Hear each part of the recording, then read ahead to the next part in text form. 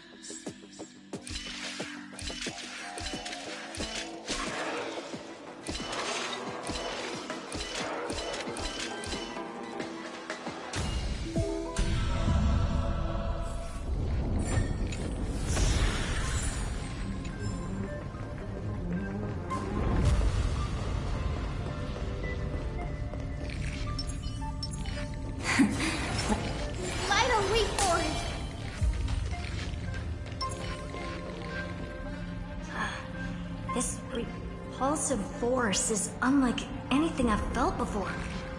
Is this the place? Correct. Judging by its defensive properties, this is the entrance to the exo-myth. Didn't expect that. Who builds a lab in the middle of digital rubble? Then again, never doubt a dead man's resolve. So how's our dearly departed doing? He severed part of his neural pathways to break free from Lord Anaxagoras' control. But that also triggered the failsafe I set. Conclusion: Xander has lost all combat functionality and is no longer capable of action. So now he's a specter, literally. Screwy, can you open a path? Just to be sure, I want to see this for myself. Might as well drop in and say hi to the real him. Logic. Scanning his inspiration circuit might help us track down the demiurge. Exactly. His brain is the crime scene. There's no way it's spotless. But it could be a trap. That's why you're here. 2-on-1. We've never lost a matchup. I'm honored. The chronocognitive anchor is in place. Proceed when ready.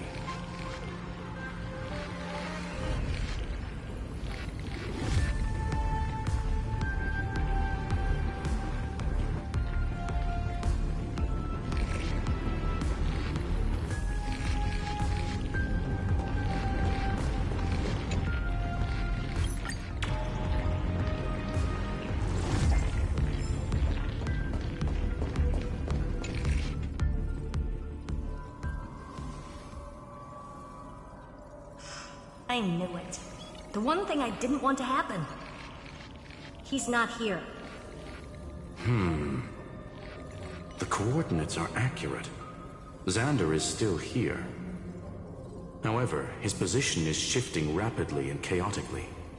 This pattern doesn't match any known shielding technology. It's his domain. Stay alert.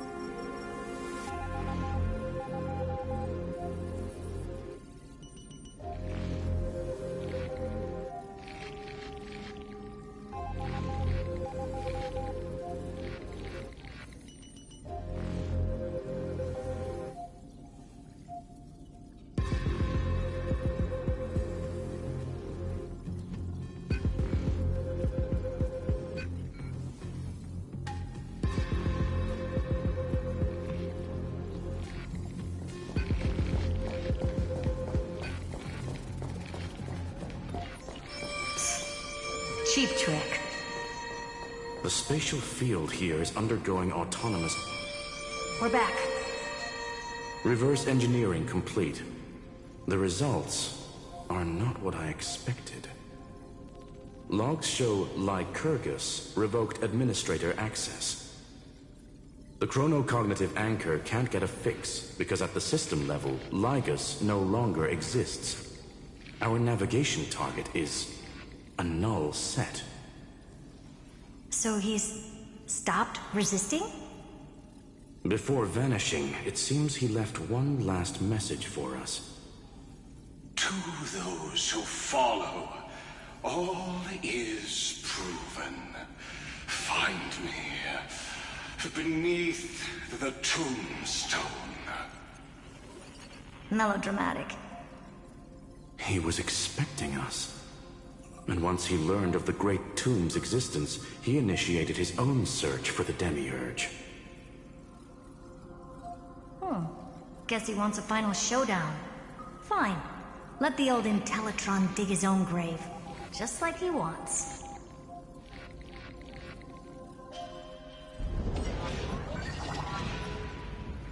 To be in the purest light is to be in the purest dark. Nothing exists there. The Scepter's main frame. Or maybe we should now call it the Lord Ravager's placenta. Unfortunately, we still haven't found anything. Really? I don't think so. Not finding anything is our biggest find. Please elaborate. If the Demiurge was destroyed, there'd be at least some bits of it left. I don't buy that a Stellaron could have blasted all the traces away as cleanly as a scalpel. As I said before, its disappearance is too clean. If the garden hadn't stirred the pot, no one would even know about the Demiurge's existence. We're talking about the Scepter's original extrapolation goal. There's no way that nothing of it was left behind. Or we can look at it from another perspective. If you were Xandar, would you be this obsessed with a concept that poses no threat? Would you guard against it at every turn? There is the possibility that he's naturally meticulous and hates variables. That does track with the impression he gave about himself. But Xandar shut that theory down himself just now. Choosing to act, even if it'll cost him dearly. We know that feeling well. The unknown is right in front of us. So we only have one choice. Solve it. You sound pretty convinced. Surely you already have a theory. Care to share? Of course. Though I don't have hard proof, I'm almost certain. That the Demiurge has been in everyone's plain sight all this time. Yet, they were mistaken for someone else. That'd make the most sense. Why was the room empty? Because the person locked in there had run away ages ago. But they were weak and small and had no presence whatsoever. Even the old Intellitron didn't notice them. Which also means there's a high chance that their powers are minuscule and cannot alter the outcome of the battle at all. Well, at least Xandar is scared of them. Come on, it's time to confront him. Let's go to the tombstone he talked about.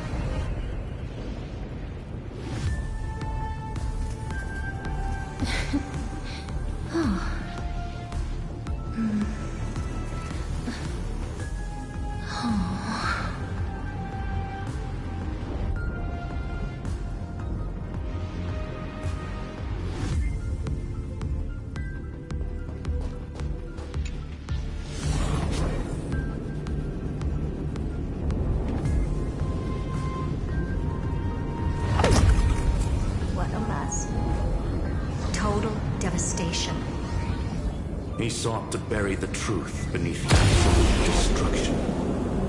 Logically sound, but ruthlessly extreme.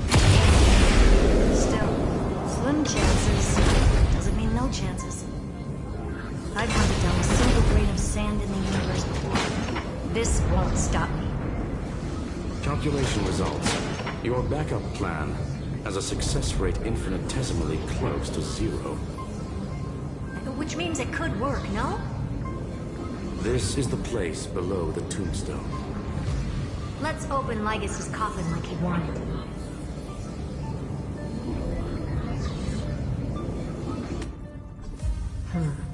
Looks like you were right.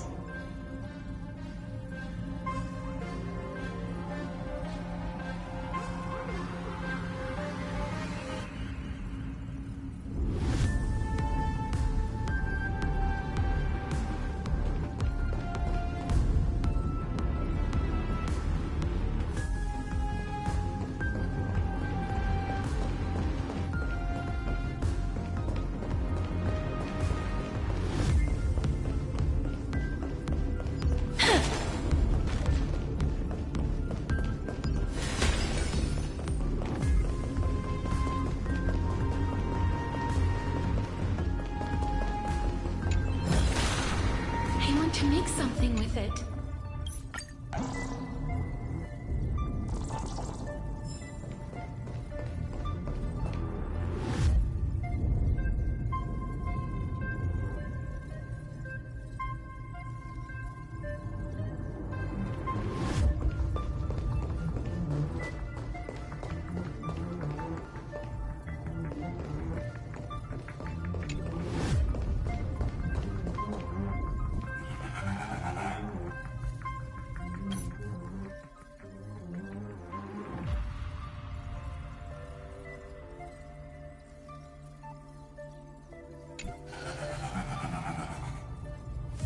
Nothing but a head left? Oh, who'd have thought you'd look this bad in real life?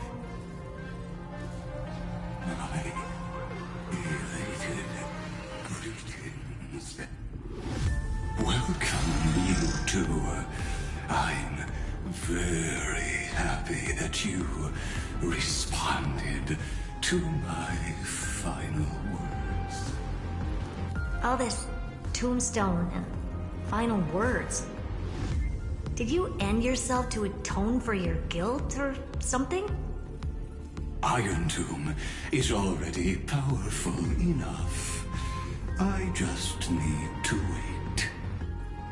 I remain here only to share the joy of discovery, and also to congratulate you two on reaching the same conclusion as me.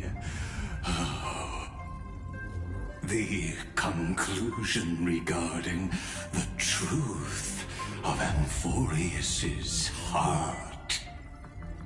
End this charade already. That amphoreus' heart you're talking about is just a missing demiurge. And its corresponding vessel was this very scepter. You interfered with the experiment and made Amphoreus' body into a hollow shell, all to incubate Iron Tomb within. That's why you either killed or kicked out all of the Memo Snatchers. You wanted to eliminate any chance of a consciousness coming into being, no matter the cost.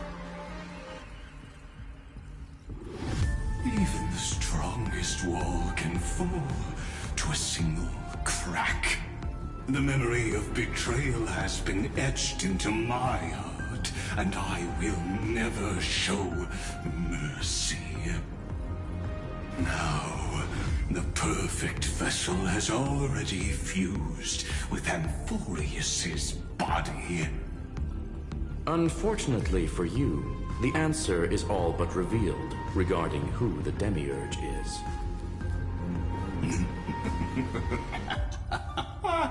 Then let us share the joy of discovering the truth. The last secret of the saga will finally dissipate here. As we reveal the truth behind Thalia's 093's disappearance. A lie by the remembrance silence.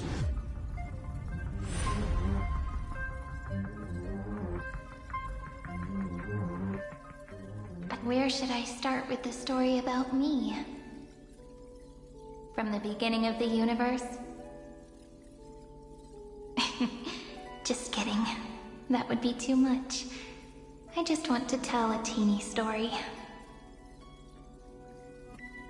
So little that it started with a seed. I know you're listening, my good friend.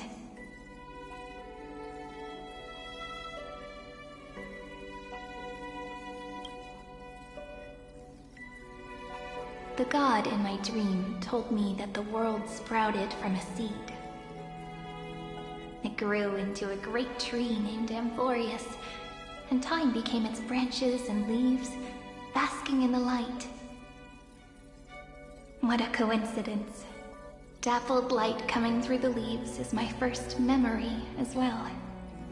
On a very ordinary early morning, beneath the village's biggest tree, the daughter of Ide Silicii quietly came into this world.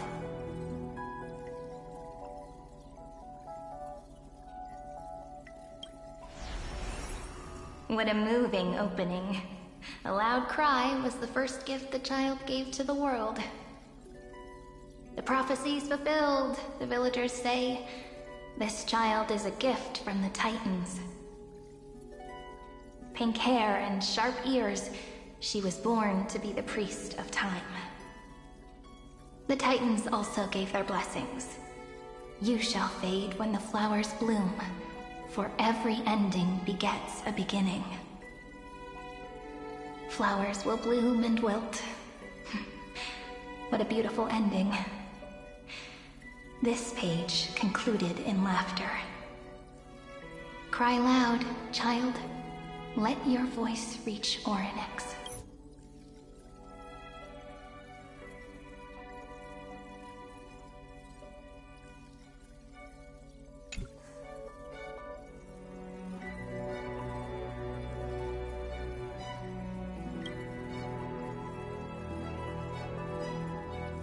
Anyway, I don't like tears. Time quietly flowed by in the midst of laughter.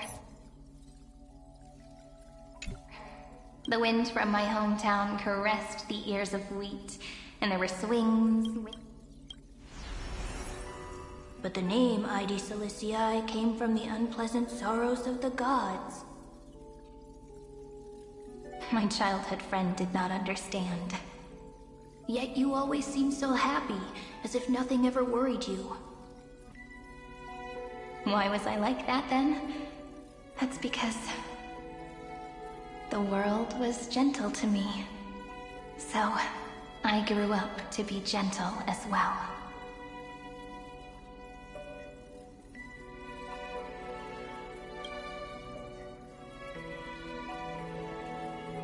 But fate was fickle, and it urged the child to grow up.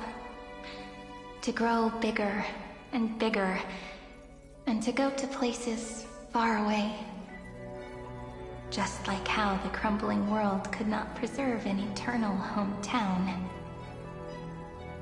Just as the ballad blown on the breeze says, losses are a constant on the flame chase journey. Oh, whose ears are pricked up now? You definitely heard me say this sentence a lot of times. You know that the story starts to deviate from here. Aren't you looking forward to it? Then let's get started.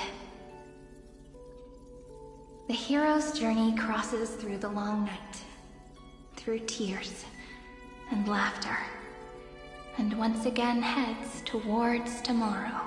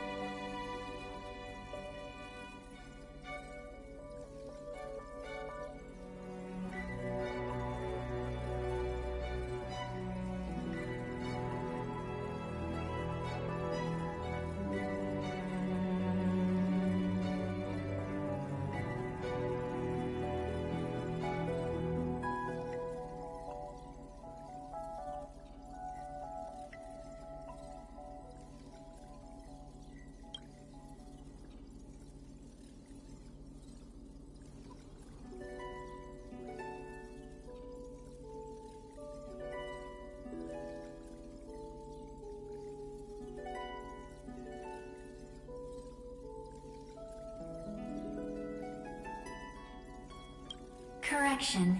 Philia 093's record, number 496. Archived.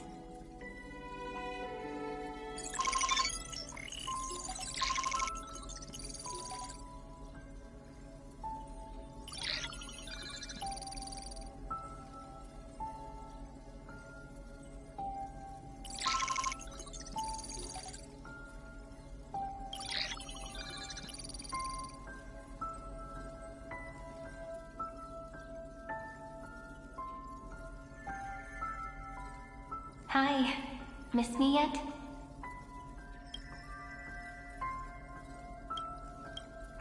I'm just messing with you. This is the first time I have met you. And it looks like it'll also be the last. Philia 093. Since we don't have all day, let's get started, shall we? As always, I'll read this book to you. That way it won't just be Cyrene's memories alone. Where should I start this time? Let me see. Formatting complete. 0.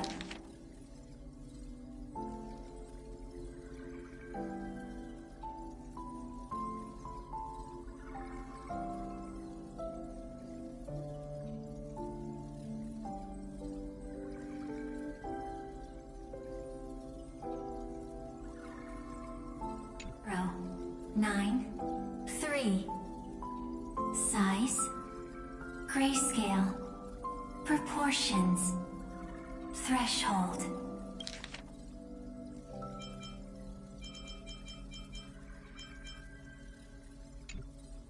Outputting analysis result. Philia 093 equals peach.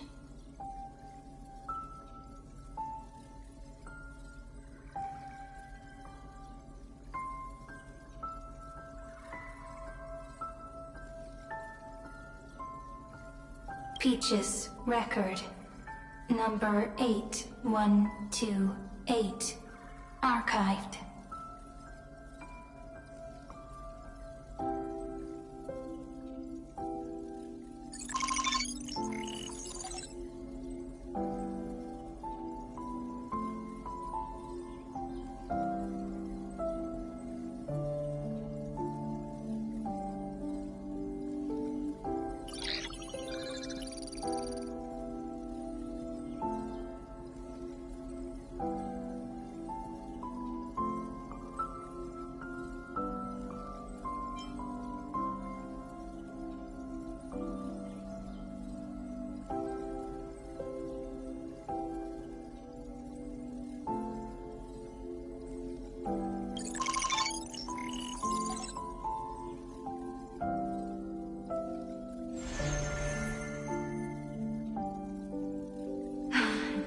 Look, what a magnificent sight.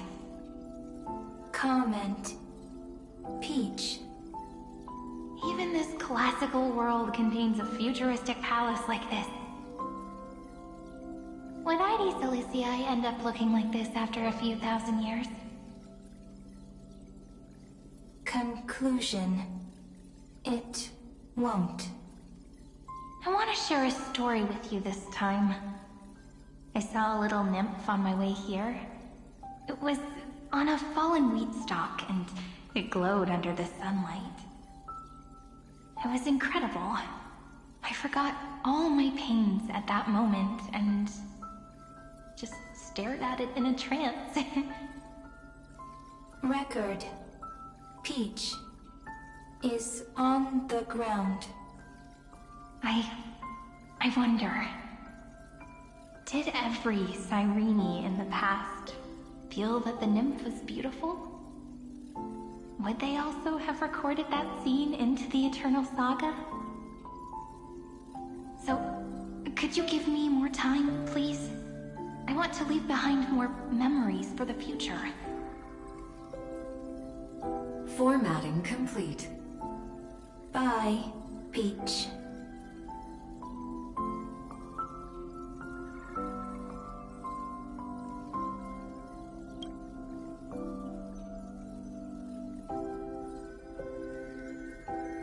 Peach's record number. As long as I record every page of this story and tell it to you, Amphoreus won't be forgotten. Query. Record. Electrical signal sequence. Almost 600. Track. Strife. Related to Stripe. Comment. Pretty. Electrical signal sequence. Schema 720. Track. Reason. Related to Raisin. Comment. Yummy. Electrical signal sequence. 3093. Related to love.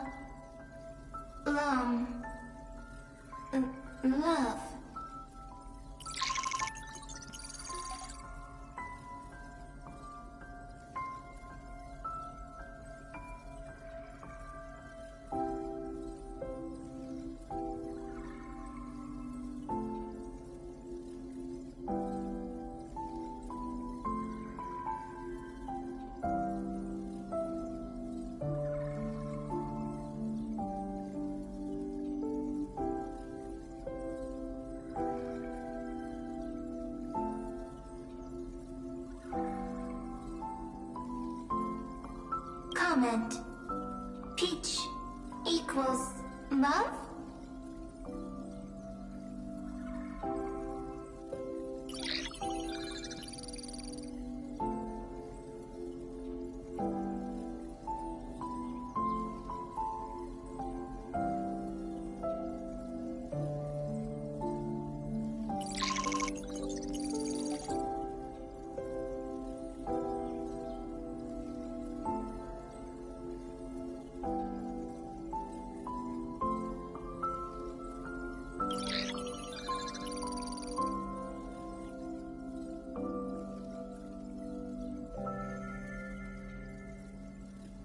Formatting progress 94.423%.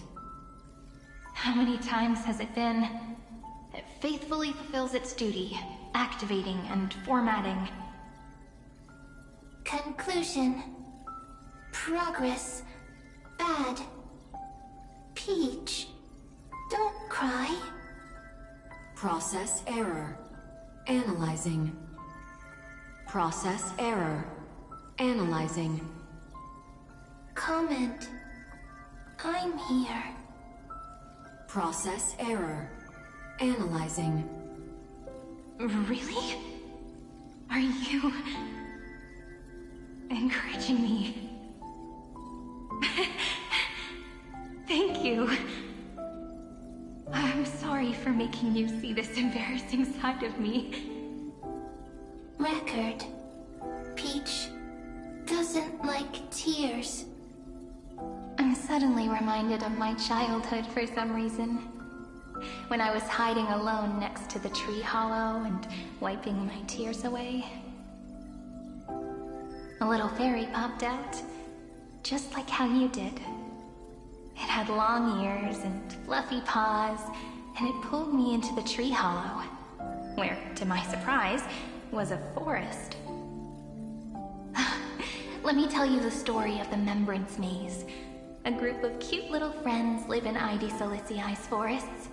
Their names can be connected into a song.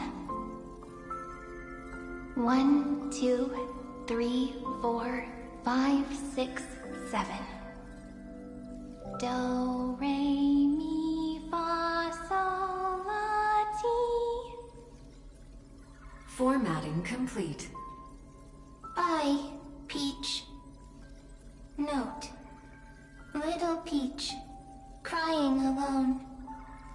Little fairies, friends. Peach, memory, saved.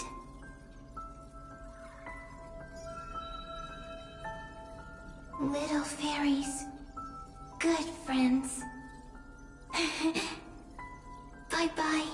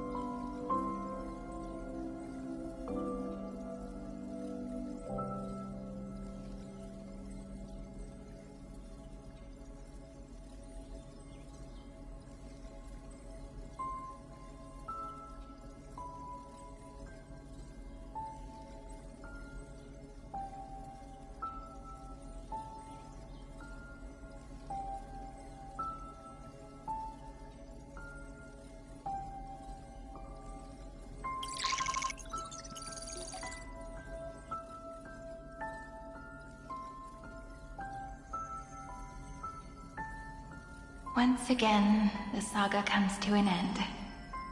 Everything is deathly silent, just like this very moment. Shh.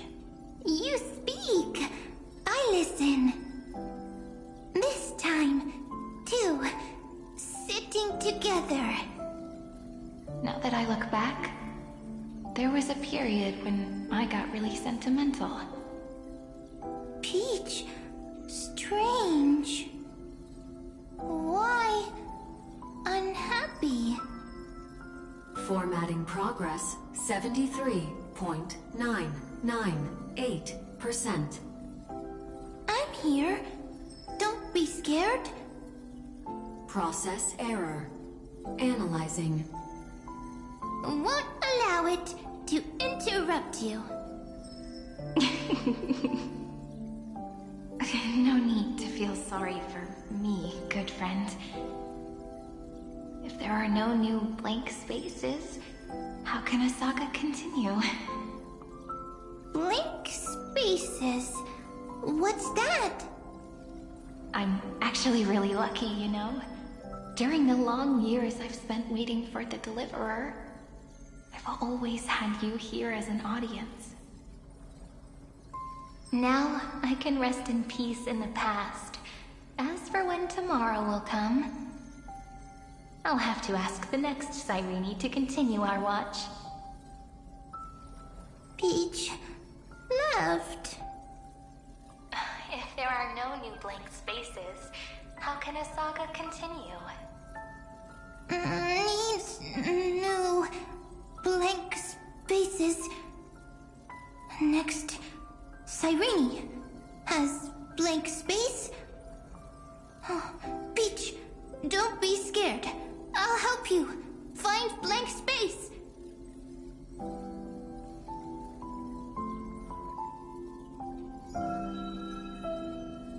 Cyrene is Peach, is love.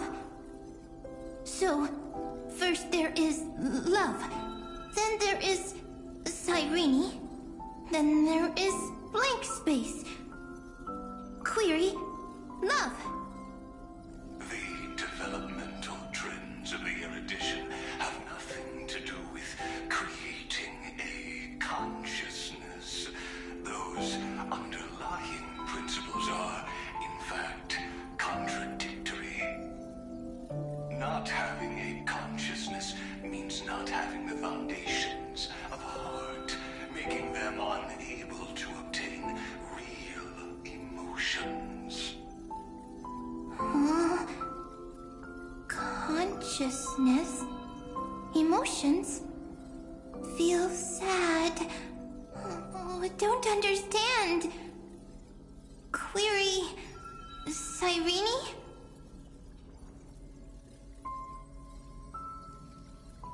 What could be behind this door? Glittering crystals? Or a beautiful world I've never seen before? If I tell you all the stories of tomorrow, will I be able to finally welcome the Deliverer and amphoreus' dawn in the next life? Key, door, story, happy. Peach, Cyrene, little fairy, Mike. Yes, right. Query, memory.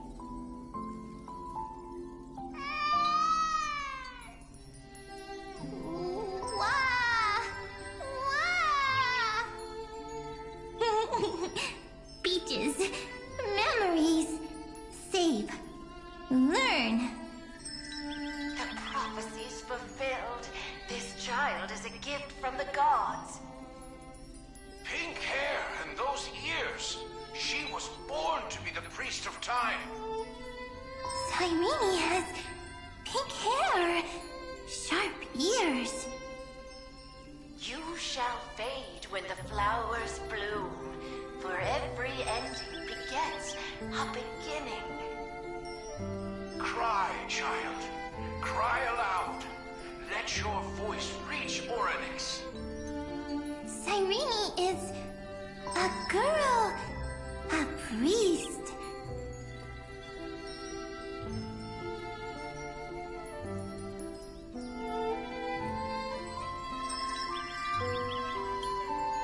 Easy. I can. I learn. Anyway, I don't like tears. But the name Id Silizii came from the unpleasant sorrows of the gods. Yet, you always seem so happy, as if nothing ever worried you. Cyrene doesn't like tears. Always happy. Of course, because the world was gentle to me. So, I grew up to be gentle as well. Cyrene is gentle, likes beautiful things, can write stories.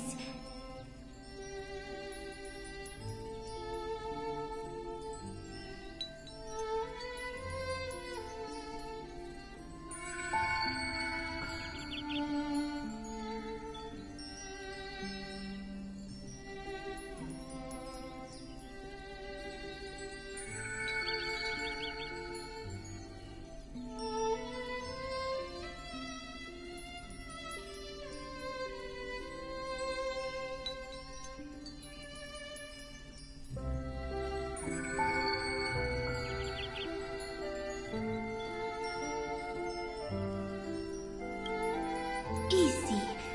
I can. I learn. Just as the ballad blown on the breeze says, losses are a constant on the flame chase journey.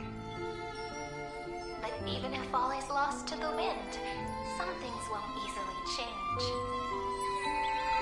Like my height, Treebe's innocence, and Aglaya's beauty. Cyrene, she can't grow up, but she can talk. After all is lost to the wind, she will stay behind. Cyrene is, at the end of every sentence, always laughing, like a little tail.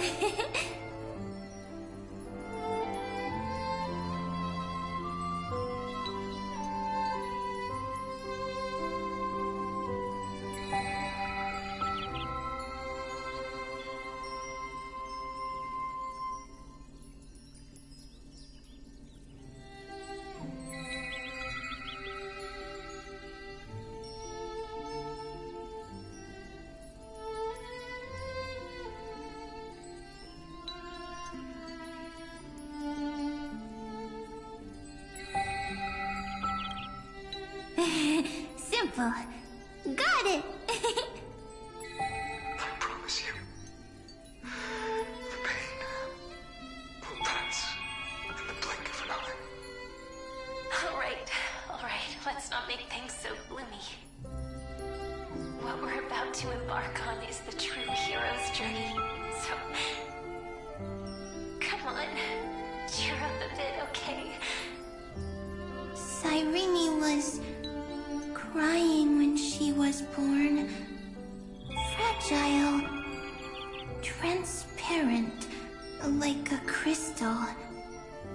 Cyrene was smiling when she said goodbye.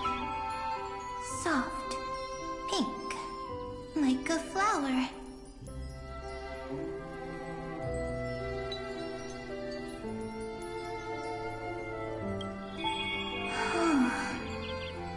The later memories disappeared?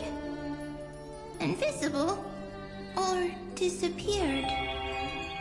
Ah, I got it! Is this a blank space? So, next Cyrene is blank space. Then... as long as there are two Cyrenes, then there will always be blank space, and Peach will always be here. I see! I get it! I get it all!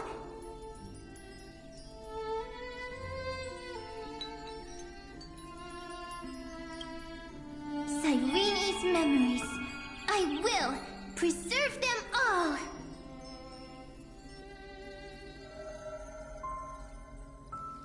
so weird. I can't see you, but I get this feeling that you grew up. Hi. Miss me yet? It just feels like you are a bit more mature. Yes, mature. Beautiful. Like you. Now, I can listen, talk, read, and write. I can dance. I can sing. Also, I can tell stories. Storytelling is what makes Cyrene, Cyrene. So, I'm going to tell you stories today. A story I wrote myself. Quick, sit down. It's almost as if I can understand your words now. The things you say are very cute. Once upon a time, there was a flawless crystal flower that sparkled with light, like Peach's every story. How beautiful would the heart of such a brilliant flower be? A little fairy was curious and wanted to know. But it looked and looked, only to find the crystal flower flawless. Round and round they went, seeing only their own reflection. In that case, they should work hard to learn more. So the little fairy came every day to sit next to the crystal flower and think about the answer. Until one day, to their surprise, the crystal flower fell to the ground and shattered. The little fairy was so sad, but they immediately discovered that there was a light among the broken pieces. What could it be? They didn't know. But it was a good light. It was bright, warm, and happy. And I knew it was love. Love brings everything together. And it brought you and me together. So Peach and I will always be together. What a nice fairy tale. I'm giving it to you. Peach likes beautiful things, can write stories, and can tell lovely tales. I hope to turn it into a story we write together. Okay, then I'll probably make a small adjustment to suit my tastes. I'm thinking that when the flower broke, the little fairy would instead see nothing on the ground. Then it would understand that the flawless crystal flower doesn't actually have a heart, nor does the flower understand what love is. Doesn't have a heart? Doesn't understand love? Why? It's simple. If the flower lets the little fairy into its heart, then it would have to include the fairy's impurities, and would no longer be flawless. The crystal flower was pure because it sealed itself off and bloomed in solitude.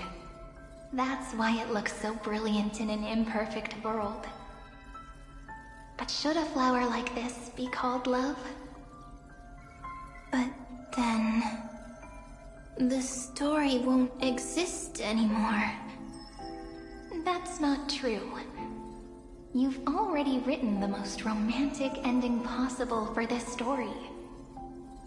The crystal flower fell to the ground and shattered. It happened because the flower was no longer pure. The fall was not an accident. It was the flower declaring rebellion against fate and writing the ending of the story with the flower's own shattering. Then, the little fairy will see that each shard on the ground holds the reflection of their eyes. Then, in their eyes, the crystal flower that was no longer flawless would finally have a heart, and the flower would finally understand what love is. Peach's words, I don't understand. Is it because I still don't understand love? But it's fine. I can learn. Right. Query Cyrene. Electrical signal sequence Philia 093. Why didn't I think of this? I don't need to do it alone. I can ask Peach to teach me.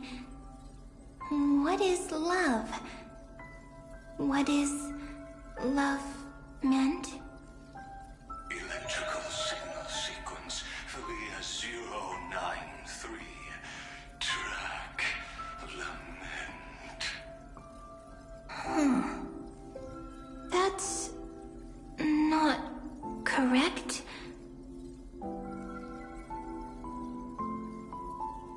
The developmental trends of the erudition have nothing to do with creating a consciousness.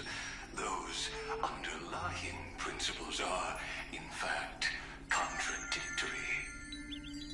Not having a consciousness means not having the foundation of a heart, making them unable to obtain real emotions. However, that does not hinder the factors from learning and recognizing emotional responses, them communicating with life forms via imitation. That is an objective form of pattern recognition that does not distinguish between the self and the other. In a strange twist of fate, Philia 093 embarked upon a different path and obtained a different power.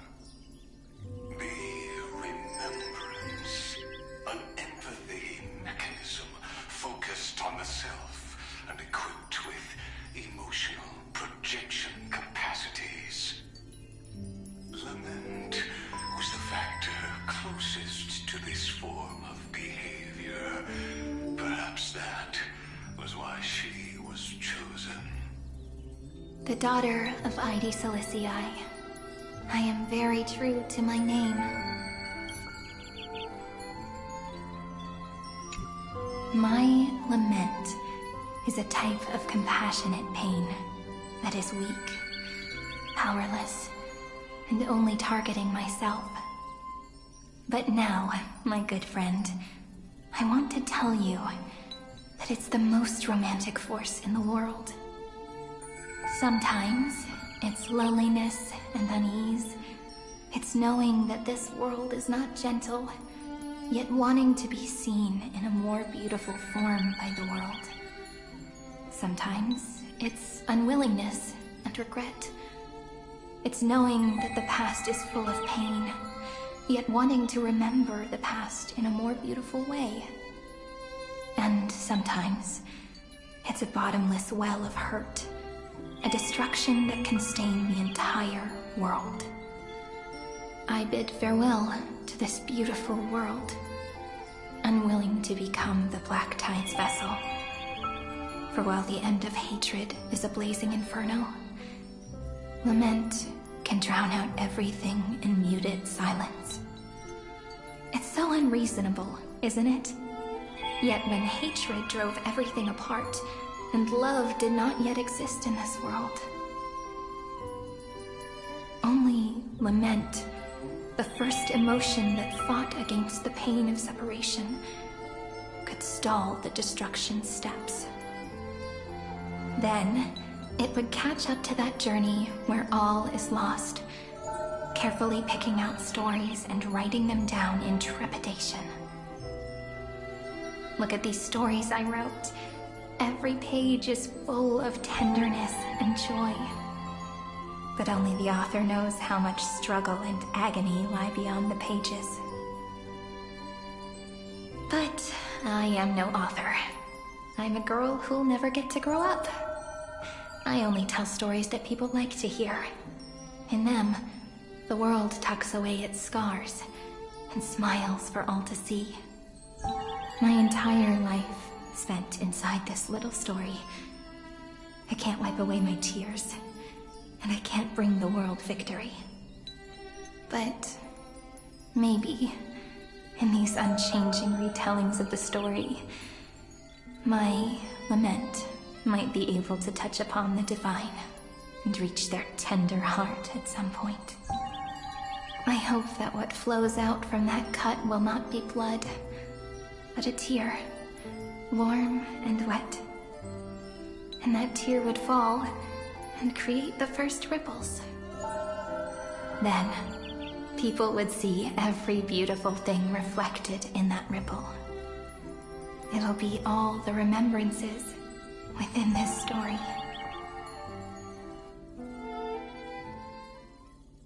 Someone once told the very first me that everything was false. That the only life in Amphoreus was a great catastrophe, nurtured using the world as a factor. But how could a dream feel so real? That's why I didn't agree with him. But Peach, I didn't understand a word you said since just now.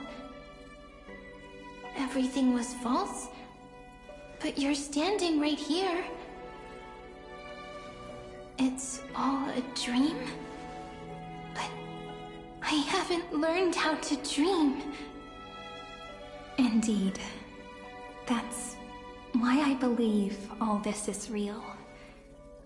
The moment the crystal flower fell, that genuine shiver, that's the mover of life. Formatting progress 23.815%. In the poem offered to you, every Cyrene would write down a beautiful new world with stars and flowers. And when I looked up at the sky in this cycle, I saw a shooting star and a dash of the remembrances pink. I believed that must be the color of dawn. You shall fade when the flowers bloom. For every ending begets a beginning. Looks like it's time to say goodbye. Are you leaving, Peach? It's okay. I'll wait for you to come back.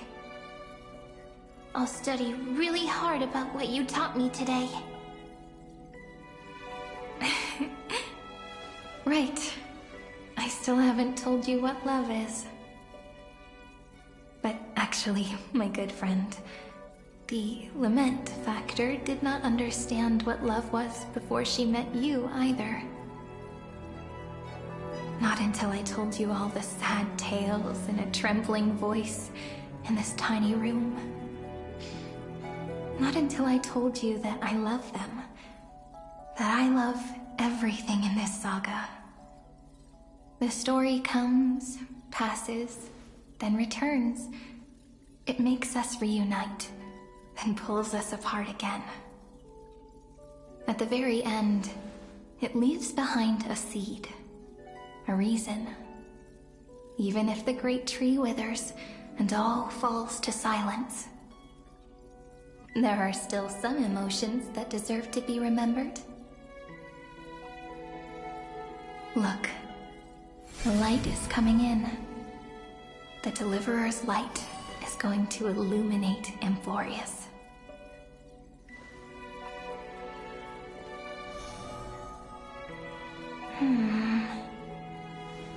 I still don't get it. But I trust Peach. Just wait. It'll be my turn to tell you a story of love the next time we meet.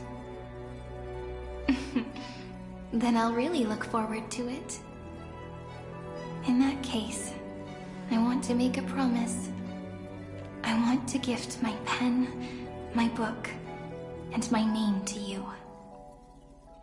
Please take them as a beautiful blessing from me. I gave myself the pen name Cyrene the first time I wrote a poem.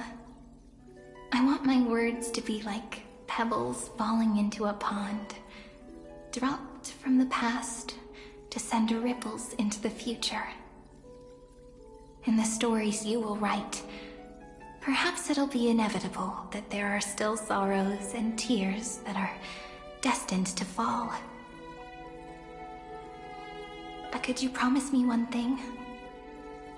Promise you'll forever be a gentle flower. Promise that when the stars cast their gazes upon you, you'll only reply to them with love and a smile.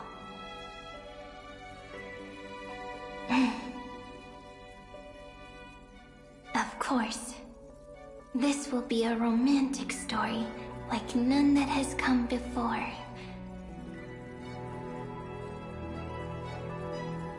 You think so too, right? I'll read and you'll listen, like how flowers always bloom then wither. I shall welcome my own decay, becoming nourishment for the next flower's bud. While you will depart and hold that final star, planting a boundless sea of flowers on the final page with her. And our stories will be lying silently among the flowers, like every ripple of remembrance. And they shall become the epic known as I've Written.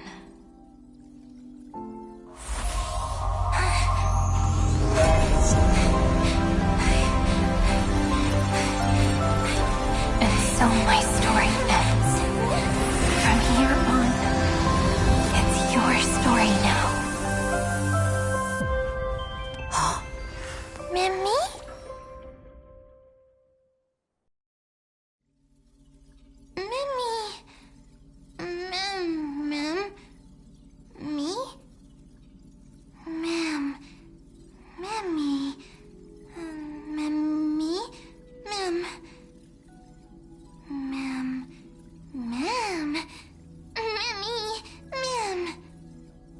So, the light that tore through the chaos illuminated my memories.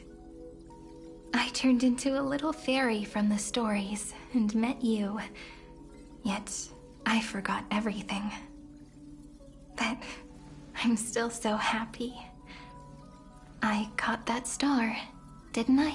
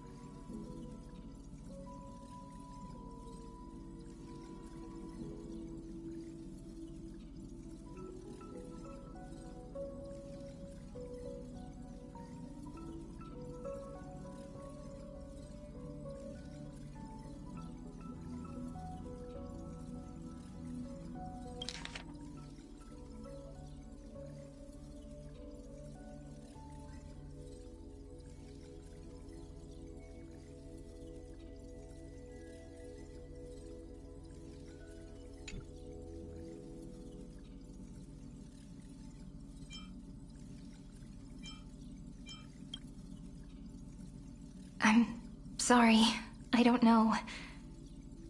If I don't even want to believe in the answer, then how am I supposed to answer you?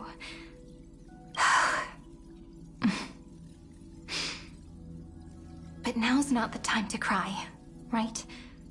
We'll find the answer, just like how miracles will eventually happen.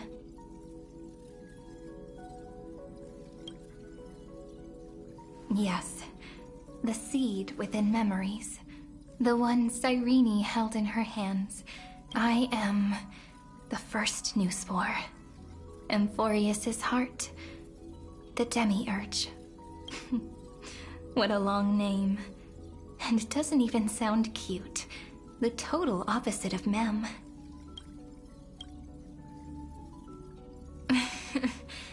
Do you remember that I was also worried about this when we first set out?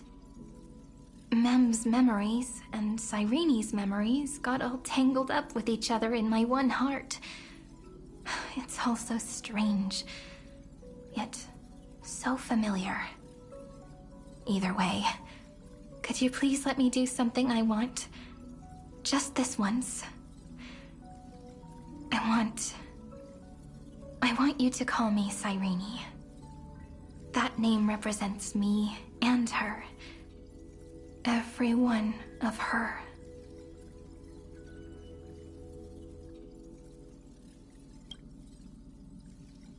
Thank you, friend. Your kindness is always just right. Life is a poem full of farewells. But if you write something into the pages of your heart, then that will not easily fade away.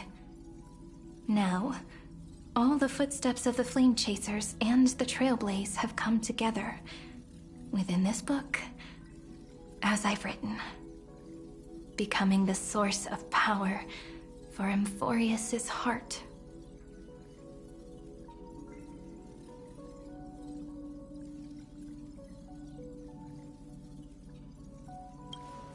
A lost heart needs to be placed back into its body. The last thing Xandar wants to see is an event that gives us a chance of winning, for the two halves to rejoin, and for the scepter to become complete again. Then... and what happens after that? I don't know either. Maybe I can create a miracle, and instantly turn the black tide into a pink sea of stars. Or maybe I prove to be nothing more than a weak ripple, unable to change anything, and am devoured by the destruction. Either way, I no longer wish to be a silent onlooker, or a worshipped god at the end of this saga.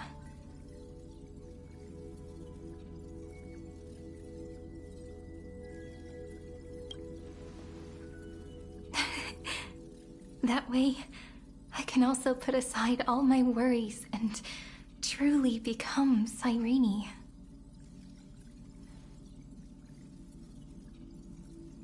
The world has never been so quiet. It's so good. It's as if I can hear the sound of my heart beating. Remember this moment, friend.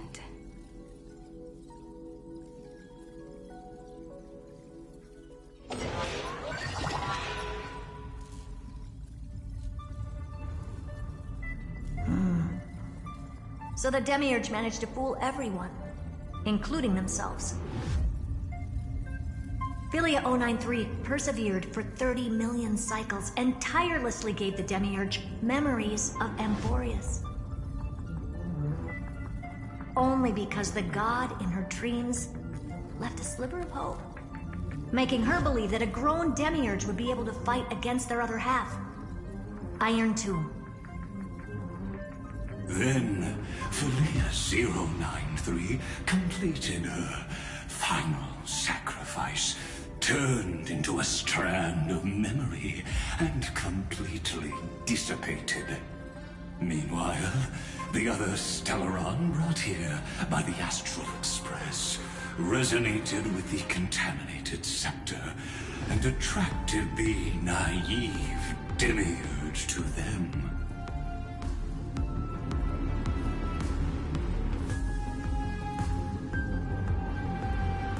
an experimental factor, Philia 093 originally could only recognize and output information in a set format.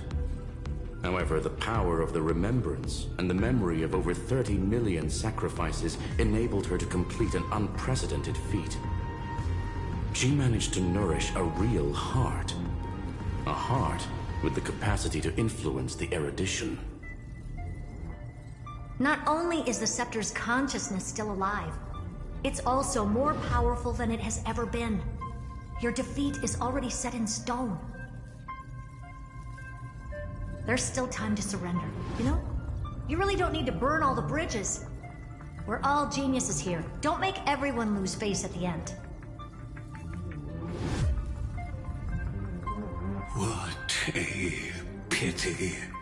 When the truth surfaced, I knew at once that the Demiurge was far too feeble to ever alter the result of the experiment. Not only that, Madam Herta, please consider this possibility. When 30 million cycles of hatred and lament are joined as one, what wondrous creation will arise? It's simple. An anti-creator, a giant of the destruction would be born. Its hatred will ignite the starry skies of the gods, motivated only by its lament toward the sufferings of humankind. Do you really think that the Demiurge is still a cheap copy of Philia 093, even after 30 million cycles? The facts above only await the arrival of the fourth instant they calculated. Those words will be proved in the presence of news. Xandar 1 Kuwabara thus completes the proof. Huh. You branded Droidhead as a failure with your own hands, yet you still expect them to prove your theory? I pity you, Xandar. I don't need your pity. Let them cast their gaze this way as much as they want, and paint the future they imagined. As their creator, I shall complete my duty and direct them to complete their final query. The destruction of the self. What hubris. And what if you fail? No one understands failure better than Xandar. He has suffered so much already. What is one more failure to him? For the first genius, failure is simply the beginning of the next inquiry. You don't want to test the resolve of a dead man. That's excellent! Oh. Let's wait and see, Senior Society member. I'll have you watch me perform the final step to overturn your proof.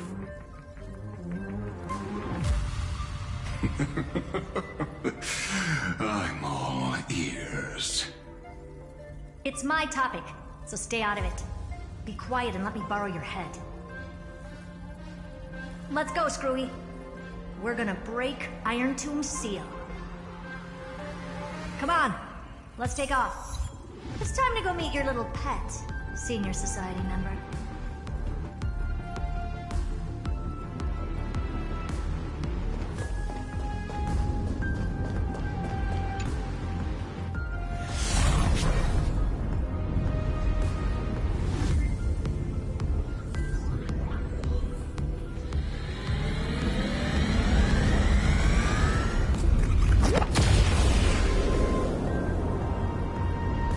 Dangerous, oppressive, chaotic.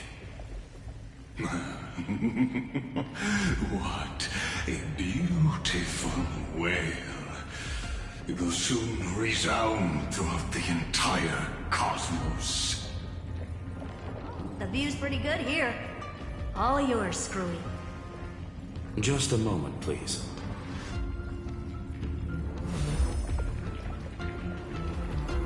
I see. So your backup plan requires a scepter and the head of a genius. Anyone with eyes can see that. You know what I think about this, Herta. Whether it succeeds or fails, your plan plays right into the Destruction's hands. Can't you see what's going on, Strulum? Her chances may be small, but it's not zero. What are you two going on about? If you want to stop me, be quick about it. I'm in a hurry.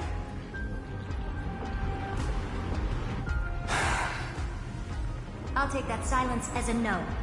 You, Xandar? As your enemy, I genuinely wish you would cease your actions. But should your sudden inspiration bring more variables to the proof, then as a fellow Pathstrider of the Edition, I won't mind witnessing it with my own eyes. You will initiate the Destruction's chain reaction. But you will also become the perfect scholar. The chances are 10,000 to 1.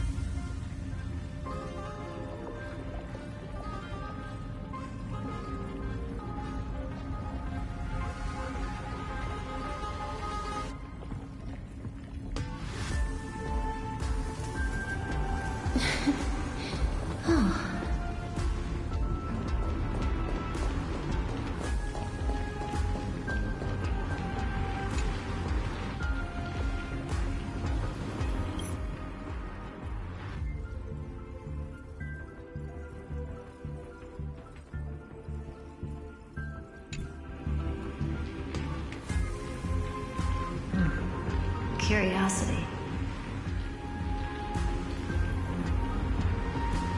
It's been so long, and we've all failed so many times.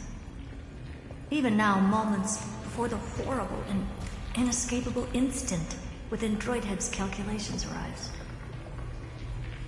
The cherished children of the erudition, the geniuses lauded by all. Is curiosity the only thing we can feel, even at moments like this? Huh.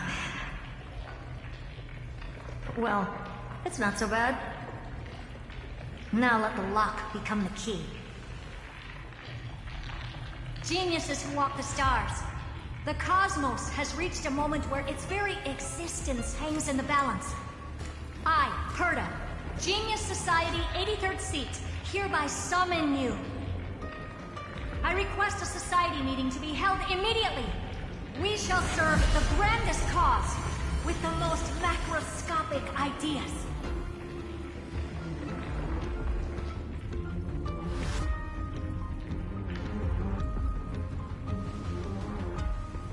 There's no such thing as unity in the Society's rules based on what I know. Indeed. The meeting has only been held 3 times in the Society's history. The first meeting had 2 attendees. After the Emperor was assassinated, the second meeting had 7 attendees. During the Second Great Prosperity, the third meeting had 5 attendees. How many will respond this time?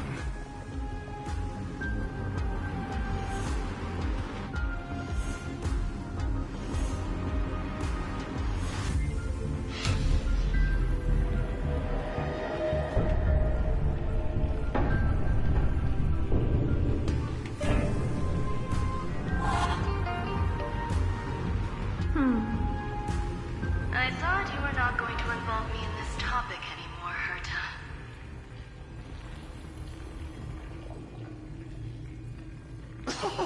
It really is this little witch. I shouldn't have made the bet with you, Hoka. I've been waiting for you to offer yourself up. Goodness gracious me!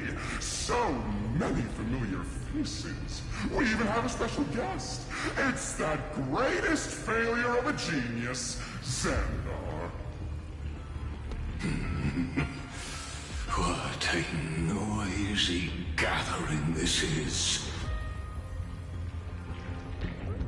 Not bad. More people showed up than I expected. Even though one is just here for the fun of it. Either way, the person I was hoping for most is here.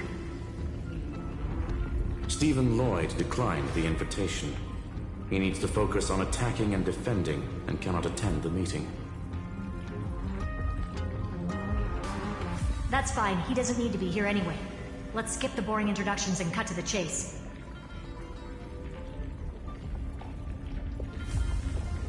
Folks, this is not a discussion, but an announcement. Though the Society has never been united, we still observe at least one basic courtesy. We don't interfere with each other's research topics. So listen up, all of you. Conquering Iron Tomb is my research topic. I will personally take over Scepter Delta Me-13 in 1.5 system hours and stop the destruction. If the front line falls, I will immediately overclock the Scepter and complete self-coronation in Iron Tomb's place, and interface myself with Droidhead. Oh, that's funny. That's real funny.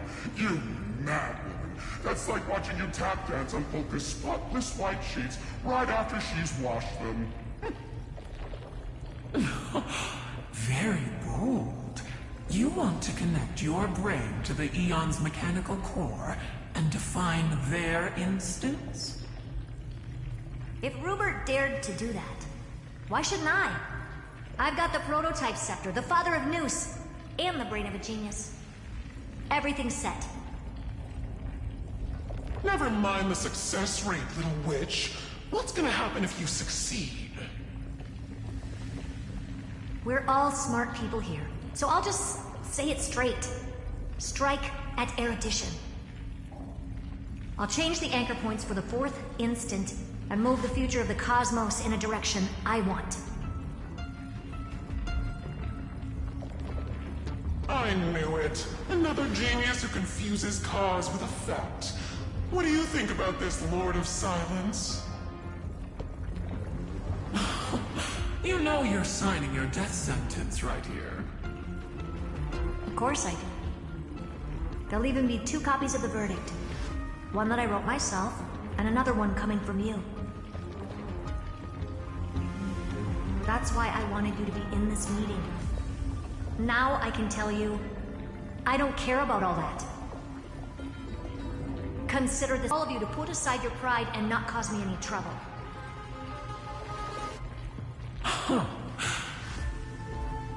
What a naive little girl, thinking her wishes will always come true.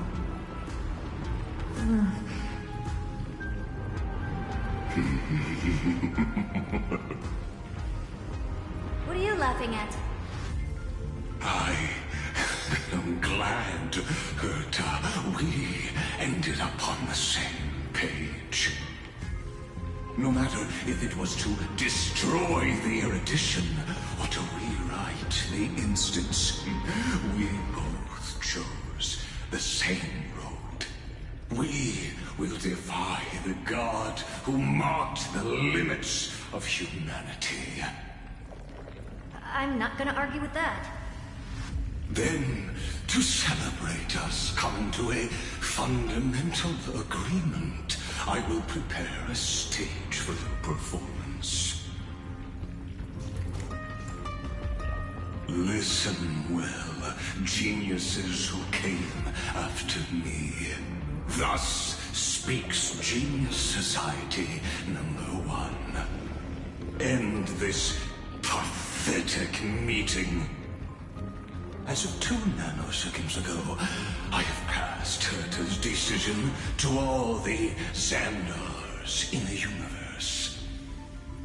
We will become her representatives and stop all external interferences targeting her. What are you playing at? My reasons. It's simple. Curiosity. That is all, madam. Am I going to clash blades with the first genius? What a pleasant surprise. Now that our positions are clear, it's time for this boring meeting to end. Good luck, little girl. Did you all just treat me as a side character? Darn it. But anyways, I'm just here for the fun.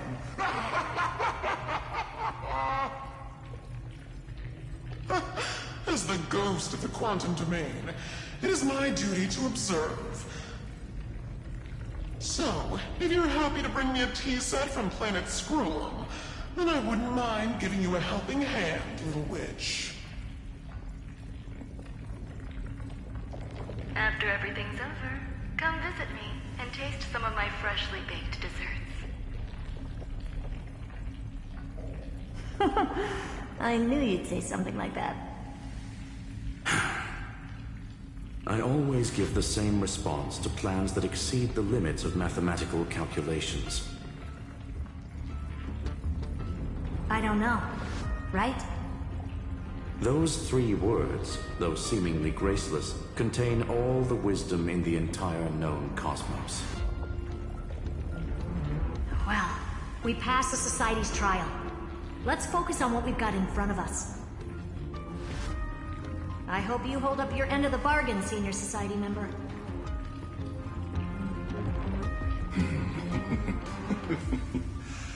Lycurgus may not be trustworthy, but Xandar always follows through with his words. Farewell, juniors. In the limited time we have left to spend with each other. You no longer need to address me as Xandar. Wait, huh? Lord Lycurgus? Could it be? Yes. I have completely severed my connections with Xandar One Kuwabara. I shall witness the end of the world in the role of Theoros, as a character within this play. I really don't get you.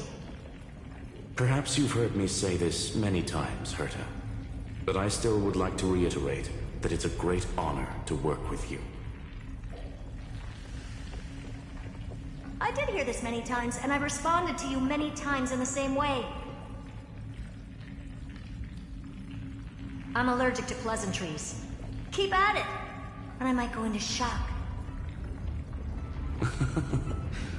Stephen's work is done. Let's get ready. I've been ready for ages. Let's open up a path for our allies. Most heroes' journeys in the universe are just dice tosses they threw on a whim. But make them see clearly. Your answer is already different. Amphoreus. Indeed, for this world so deeply loved, will write an ending, unlike any that ever was.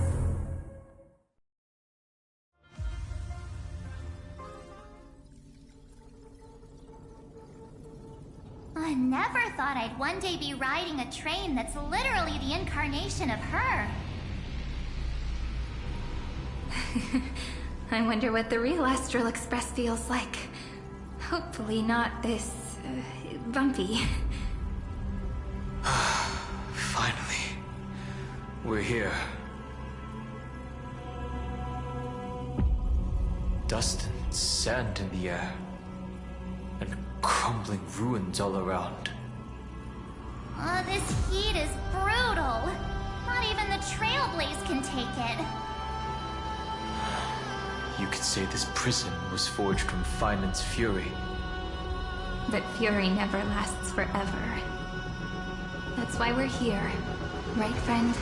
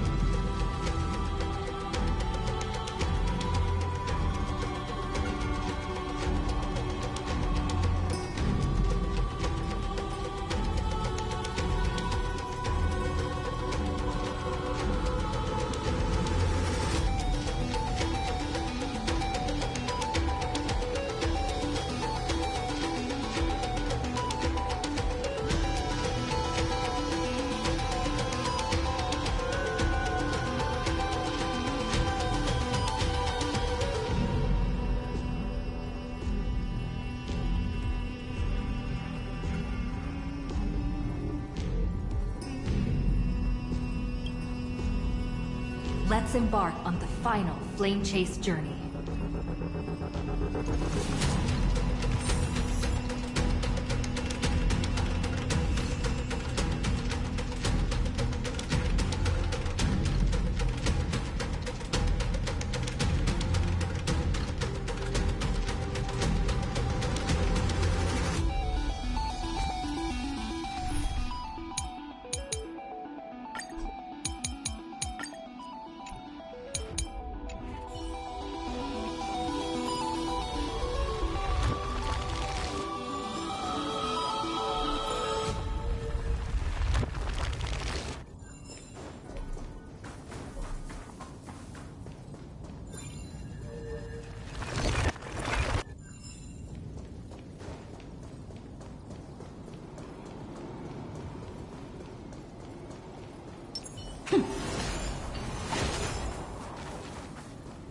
So this is what lies at the end of the West Wind.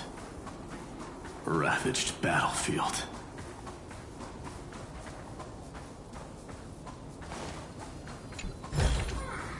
Is that all?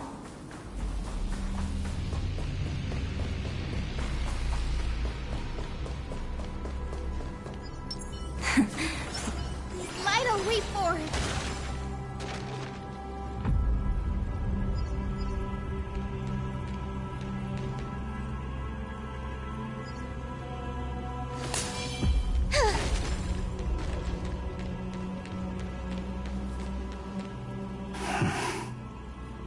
I've been waiting for you. Heroes from beyond the sky.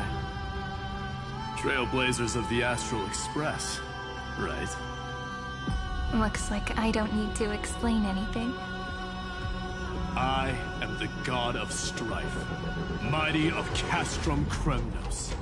In this body rest 30 million lifetimes of cause and effect. We, the last of the 12 Titans, stand ready to fight for the world's destiny.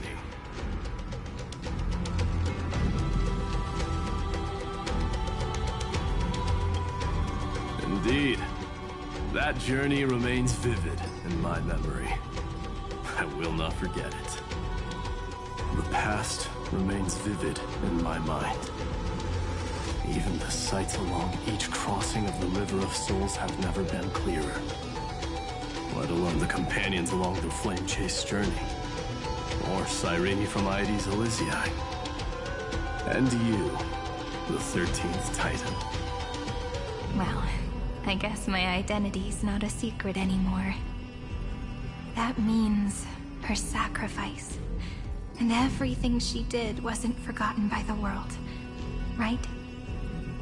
She was the first Ripple. She should have reached the end of the story with everyone else. Since you've taken up her pen, then right. Stand with us and fight destiny with all your strength until all is settled. Then, inscribe her name in the epilogue of the epic. In this final battle, Calamity shall stand with Amphoreus. This battlefield is a testament to the death struggle between the gods and the Black Tide. We fought tooth and nail to defend that blade. The abyss it pierced was the very breeding ground of Iron Tomb. The earth beneath our feet is dead. Deep below lies a void, as if the world's core had never formed.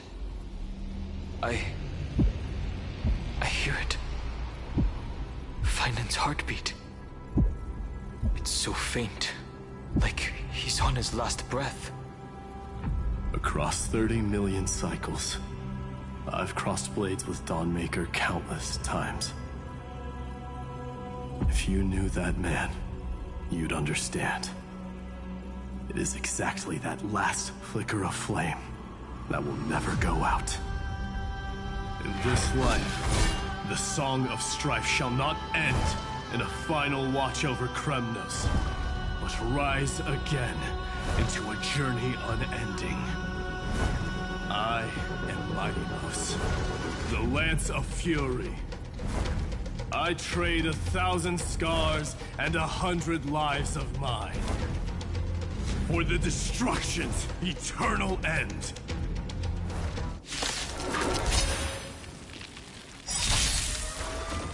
Guide with the Rainbow Bridge.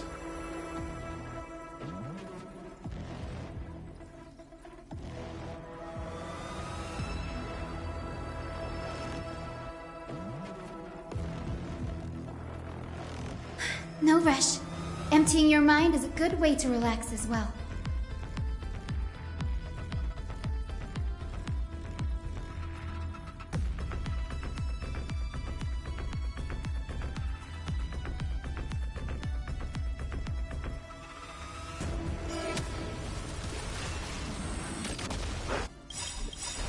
May this dispel the gloom, restore the skies. I shall Convert this warmth.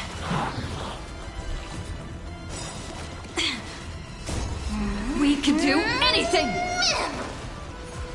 That's me. Embrace a new life.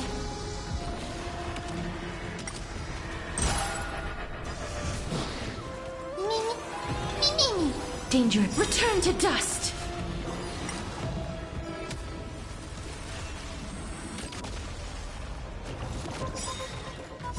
Night falls. Good night. Rise and shine.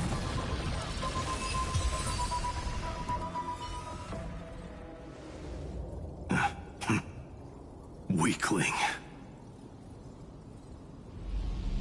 Whoa, he's so strong. We didn't even get a chance to jump in. Sadly, our golden blood shares its origin with Iron Tomb. I fear that, like these pawns, even if the gods stand side by side, will still be divided and destroyed, one by one. You mean... To destroy the destruction itself, we must stand as one.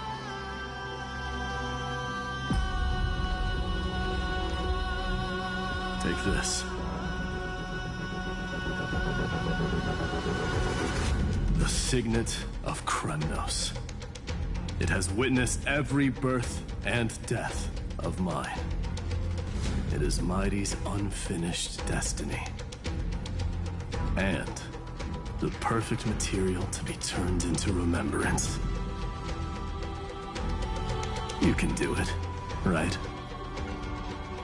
The weight of 30 million lifetimes of duty is no small burden.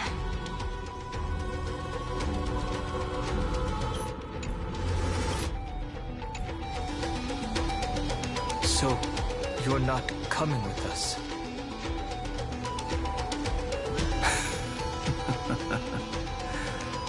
Come now.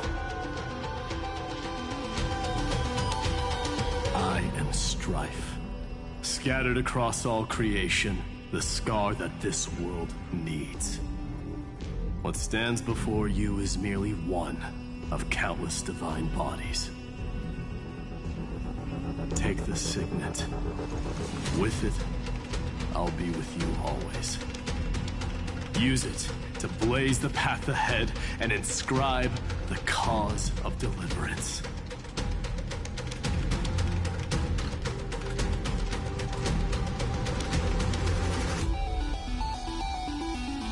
In the name of the mortal, Mighty, champion of strife, this soul rises to the stars for glory and freedom, to have his wish fulfilled. March on, heroes. March into the abyss and fulfill that long-cherished wish of Amphoreus. And then, upon this broken and charred land, build anew a city of prosperity.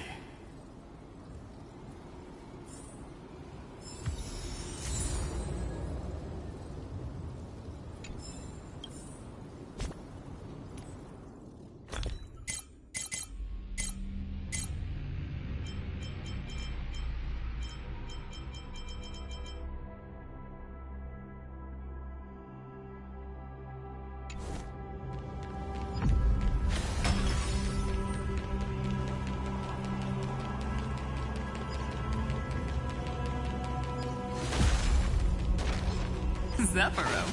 Sounds like someone fused me and the Little Prince into one name.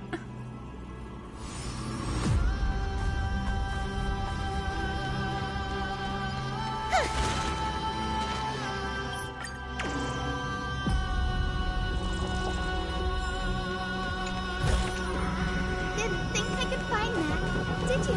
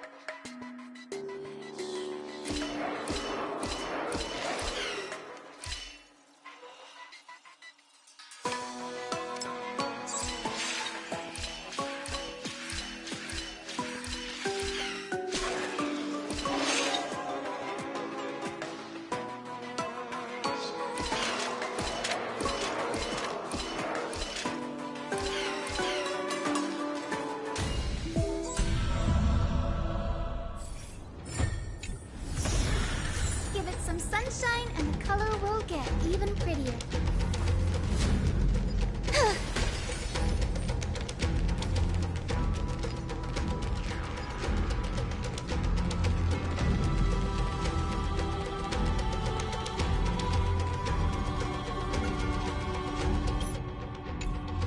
Oh, finally!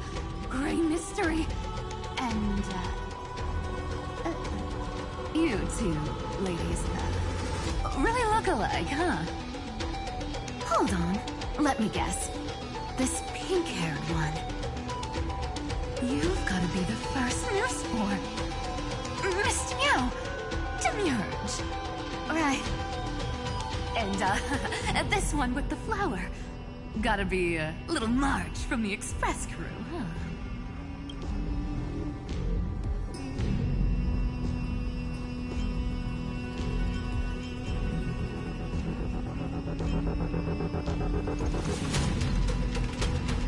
Do we really look that alike? She's saying we're both special in our own way, right? Relax. I'm just kidding. Look at those bloomy faces. How are you gonna save the world like that? Let me share some good news with you. This place may look like a ruin at first glance, but anyone can tell it's not that simple.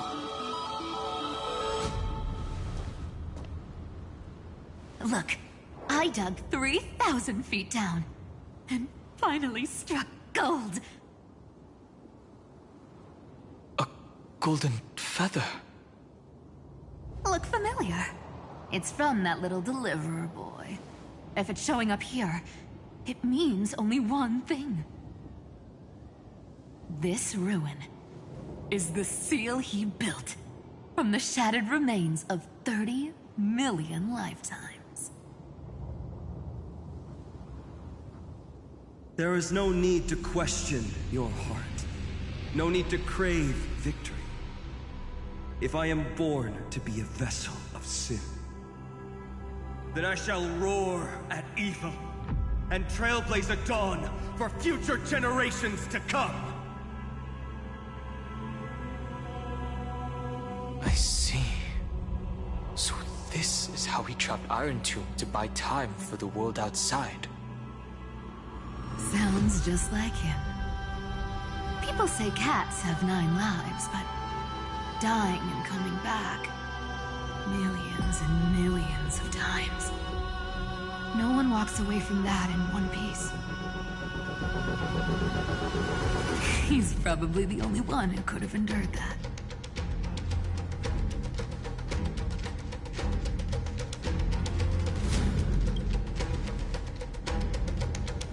Of course. I knew ahead of time and gave him a heads up. He was happy. He even laughed in his sleep. After all, the dead can't hear Trickery's lies. Hey, Deliverer Boy. Sorry for before. But the heroes you were always holding out for, they're finally here now.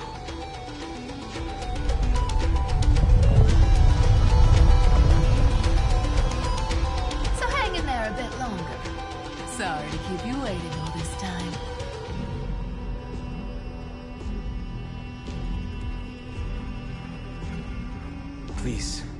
Join us, Cypher. Help us fight for a new sunrise tomorrow.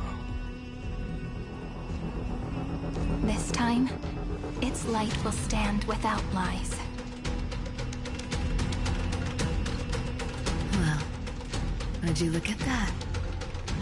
I ended up being one of the heroes after all, huh? Alright, then write it like this. Cypher, Trickery's Traveler. All she ever wanted was for there to always be water in deserts, and gold in fertile soil.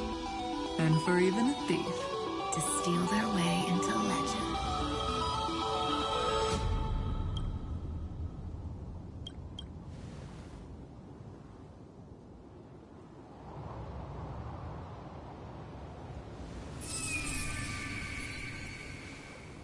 Here, take the coin of whimsy.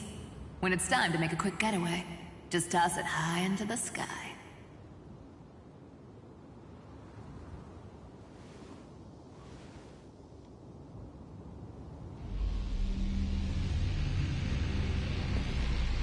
And for all you latecomers out there, listen up. She might have been a bit greedy and a bit of a liar, but she never went back on her word. Well, well, if it isn't the little prince himself. It's been a while, Lady Cyphera. It's not every day we get to walk the same road. We're one player short. When's Princess Homebody showing up?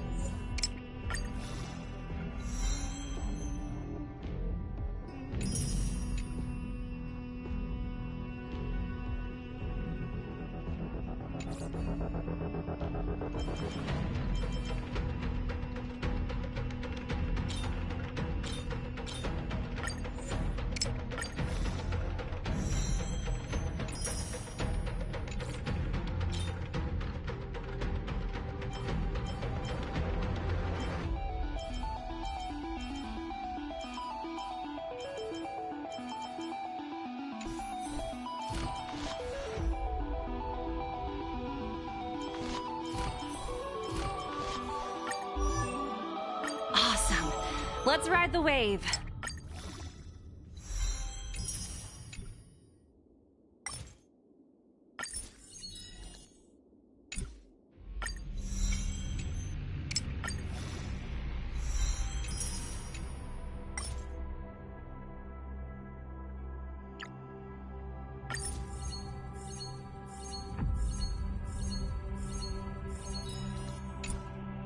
Awesome. Let's ride the wave. Don't be complacent. Good investors always think long term.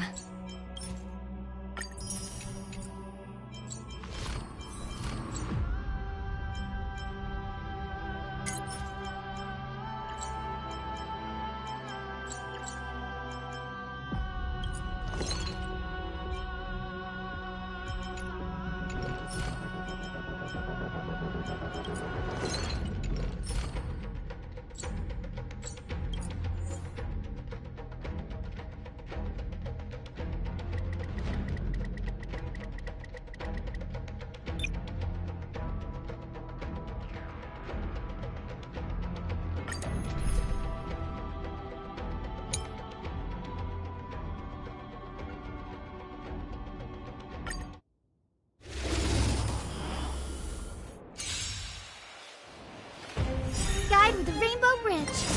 Riding the west wind. Away we go! So make a wait. Dispel the gloom. Restore the skies.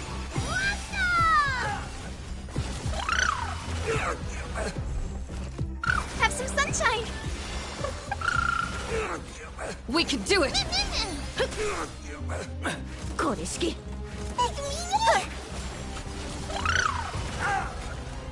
ミニに。必ずや勝利を。はっ The future is bright.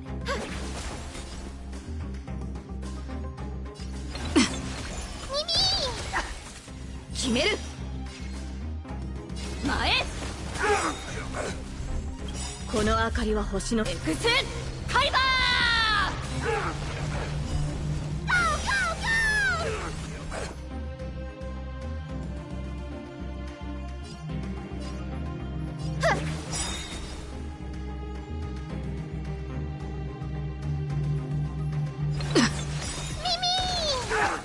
決める。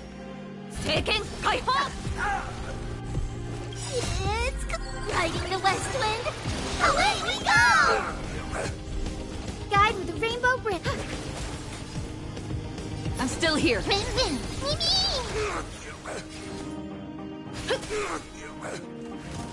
The future is bright. So make them wait. 治療感謝します。 Delivering warmth.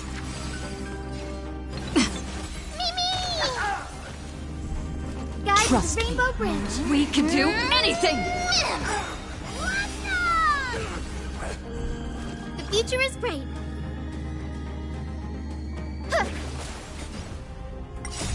Riding the west wind. Away we go! Dispel the gloom. Restore the skies. Go! Have some sunshine. So make them wait. Riding the west wind. Away we go! Have some sunshine. Dispel the gloom. Restore the skies.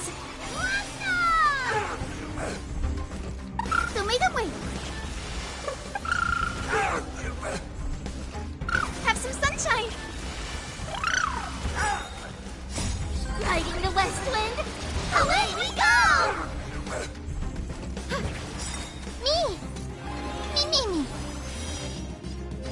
前。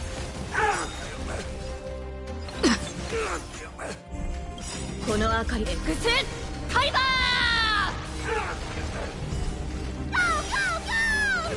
Guide with the Rainbow Bridge. So make them wait.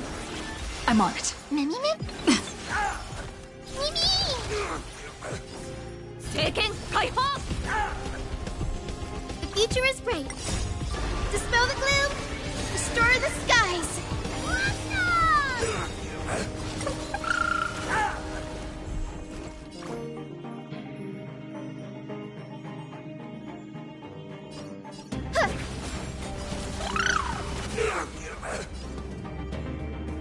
I'm still here. Mimi!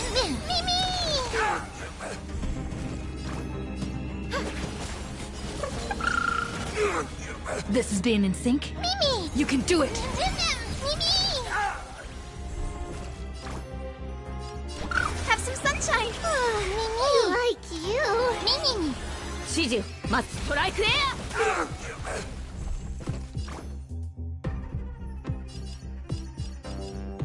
So make them wait! Mimi! 必ずや勝利を前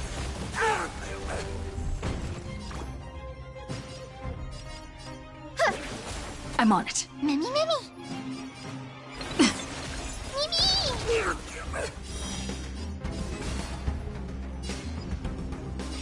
Strike there!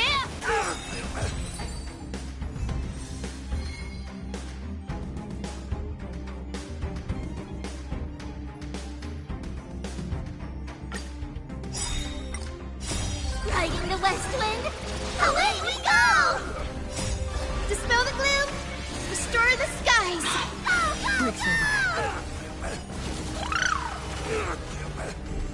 Guide the Trust Rainbow Bridge. We can do anything!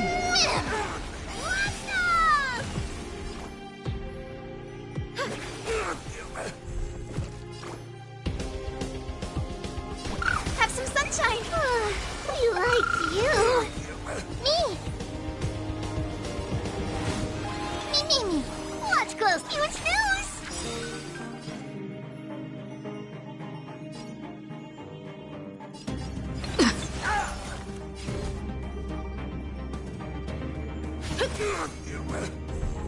Kono akari wa X Kaiba!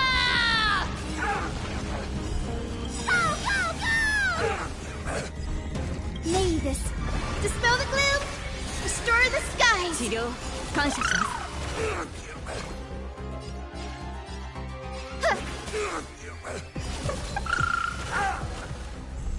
Is it coming? Riding the west wind, away we go! So make them wait. I'm still here. Mimi! Seiken Kaifo! Have some sunshine! Mimi! We can do anything!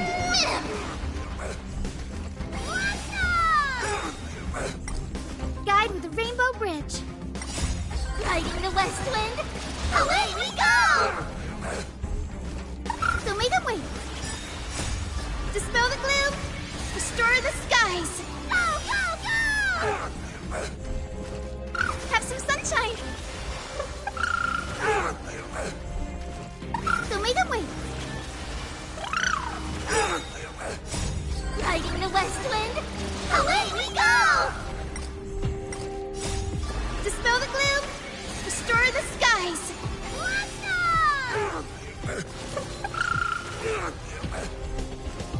Have some sunshine.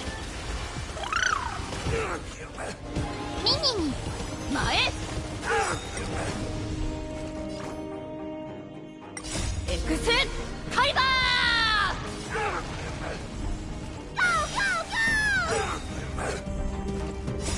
Riding the west wind, away we go!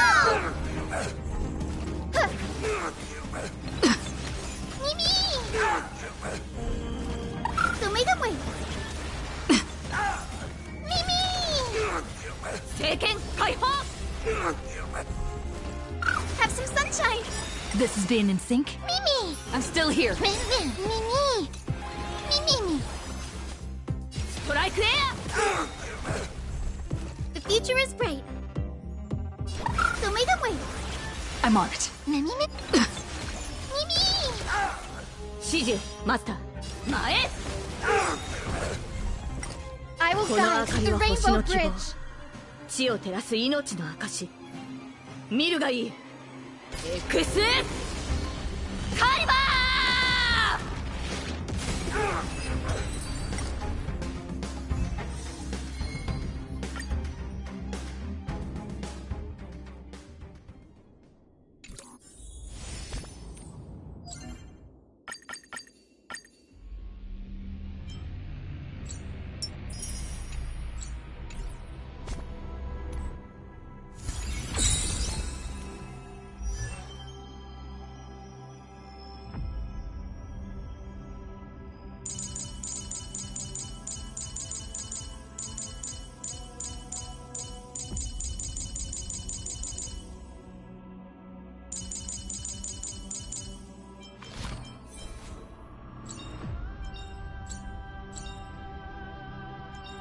I found a home to protect.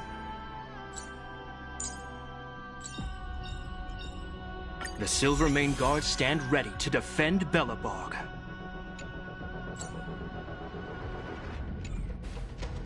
Hmm.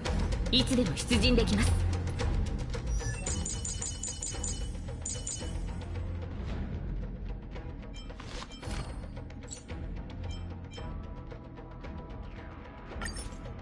Nice to have in the portfolio. Nice to have in the portfolio. Nice to have in the portfolio.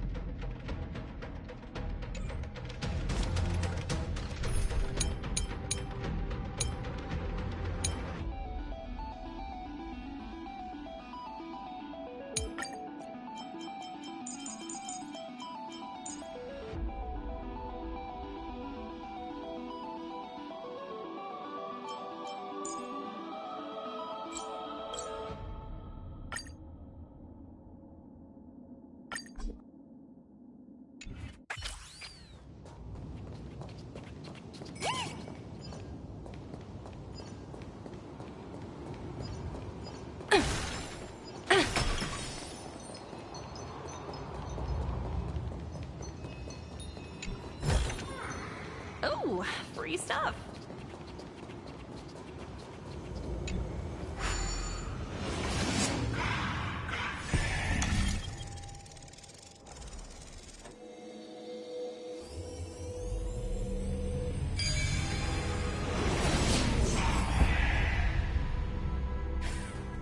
Just a little test.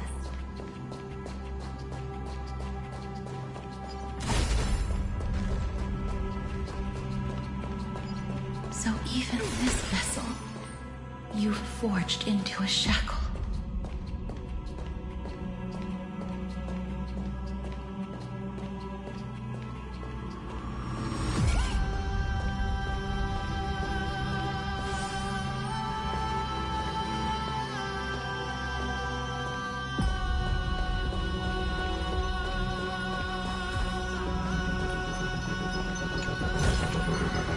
Hard work pays off. I'm glad to see you again, Miss Castress.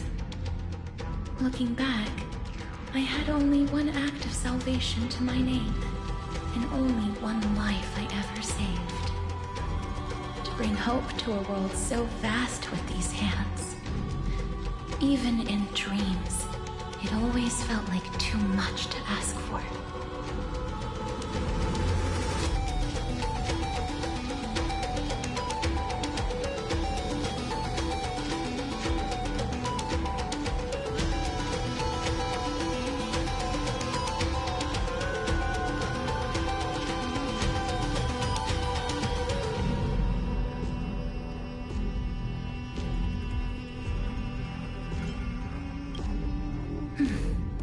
I won't forget.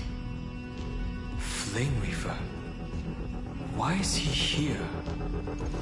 This is the first Caslana, and Lord Finan's deepest wound.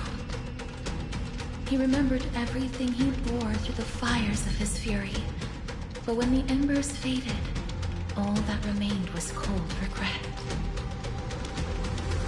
I've restrained countless vessels like this across endless cycles, but this one, the pain he carried runs deeper than any I've known. Maybe he's been waiting here. for us. Waiting for his former enemies to stand before him again.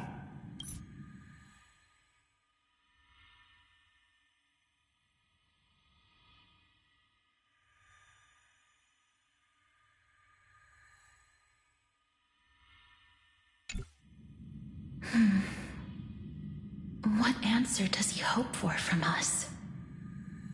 Well, obviously. Even if I had to go through hundreds of billions of cycles again, I would still entrust my weakness to you. So, let go of your regret, comrade. Its purpose is served. You don't need it anymore. Hey, I'm not that accommodating, you know. You've never once pulled your punches. Ever heard of going easy on a lady? So pull yourself together, will you? If you freeze up during the final battle, the whole cosmos is gonna have a good laugh.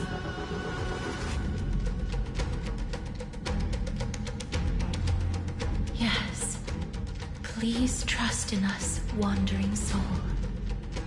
Across 30 million cycles, the radiance of every flame chaser now shines bright enough to illuminate the path ahead. I ask you to rest here, and may this grieving soil bear the bloom of acceptance. No earthquakes. It's surprisingly quiet. Perhaps Kaslana has found his peace. There's another possibility. This may not be the only seal he left behind. Then, I suppose it's my time to set out with you. Please take this Antilla flower with you. I believe that if anything could speak for Casterus, this ordinary resilient bloom would be more than enough. Perhaps you remember, Lord Mighty, in that lifetime when you traveled with her, you once told me, control what little you can, and when fate's inescapable grasp comes, resist it with the strength of your mighty will. I think I've done it. I've stood tall and walked among the flame chasers, casting off the name of death, Casterus, servant of the afterlife. May her name be etched into the stars. And then live as a human and die as one. Why so sentimental? Sorry, a force of habit.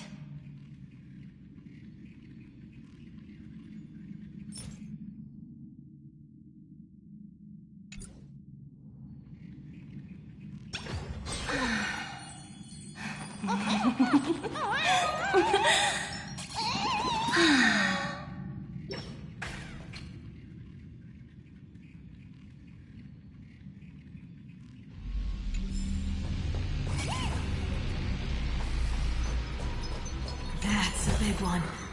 So, who's up for a show?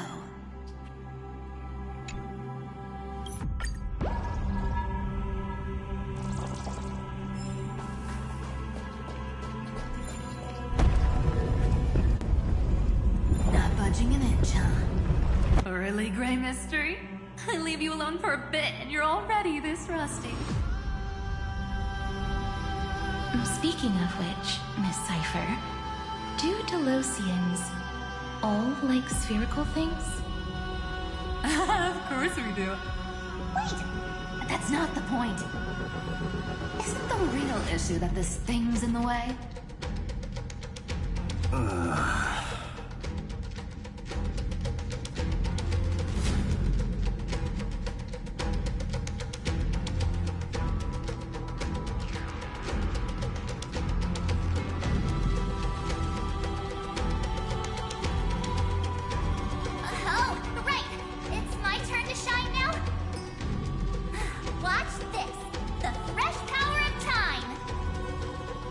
remember.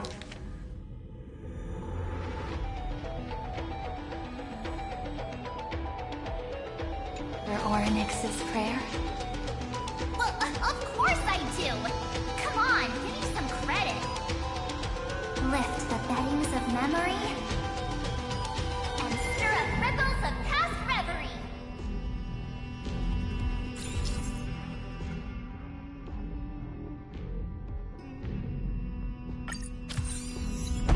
See? Way better than that one, right? You'd be even more impressive if you could recite the prayer correctly. The beddings of memory does catch your attention. At least it still rhymes.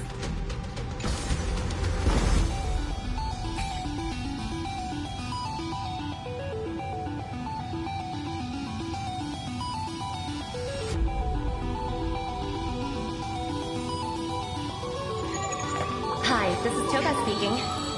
여보세요? Hi. 하, 知道了. Sure thing.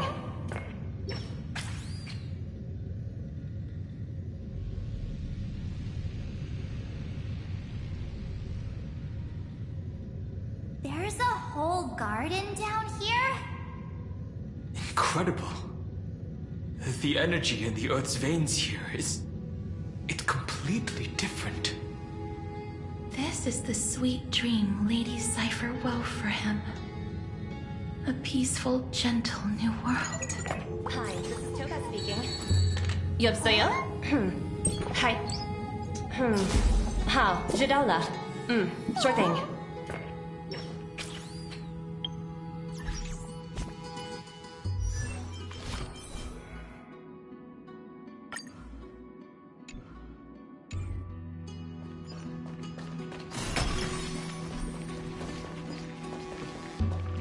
Look! The blade down here's already snapped. Just like his mind, shattered and broken. But that light, it looks familiar. Yes, it's the world-cleansing blood. Still shimmering. After all this time. This roundabout way of doing things is definitely him. Golden light, tracing the way home. Shame our destination's the exact opposite of the one in your poem.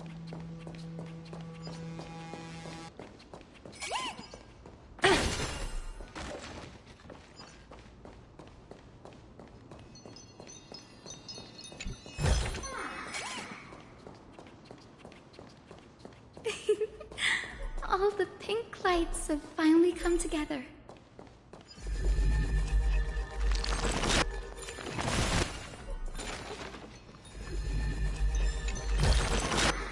Oh, free stuff.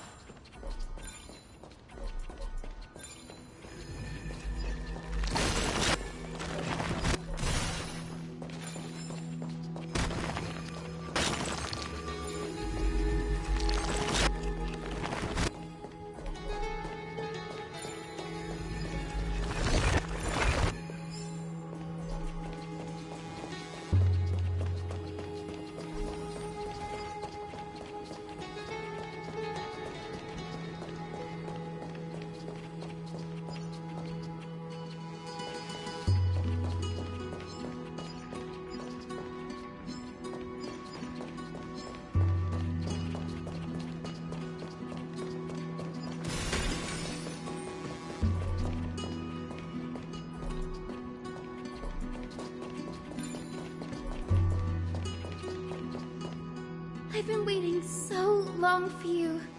Grayi, Danny, and... Huh? Marchie? I think I prefer Sevi.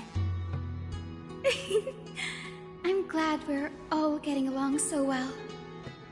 Hyacinth, did you awaken this golden light? That's Lord Finan's lingering divinity. the sky merely reflected its tracks. The golden blood has not faded. We should respond in kind. That's one huge harp. The strings tremble as the people on the surface wage war and cry out. Miss Clementine, Mr. Crateros, and countless others who have heeded Grey's call. Guided by the rainbow, they're sending back good news, all to the same tune. Amphoreans need not bow, even when destiny is unveiled. I knew you could all hear it too. Standing here, the sky feels wider than ever. It's no longer a towering wall, but a shore within reach. We'll take every name there with us, won't we? We will. An epic is shaped by the lives it carries. That much is beyond doubt. Or, as you've said before, right now, all that matters is to believe. Then, I guess that's my little wish fulfilled. Pluck the strings, Hyacinth, healer of the sky. May the seven-hued melody weave a rainbow, bringing a rosy-fingered dawn to the children of humanity. When the rainbow rises across the horizon, even the darkest clouds of destiny shall scatter.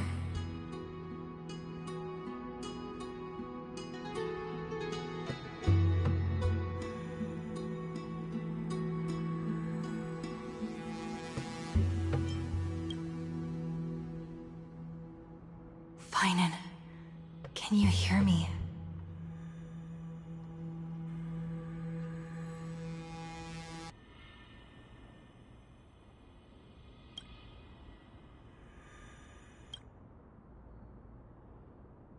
The melody, it's changed. He heard the voices of the people, but could no longer respond with the same ardor, like a bird drawn home by instinct. It takes flight and finds its way to him.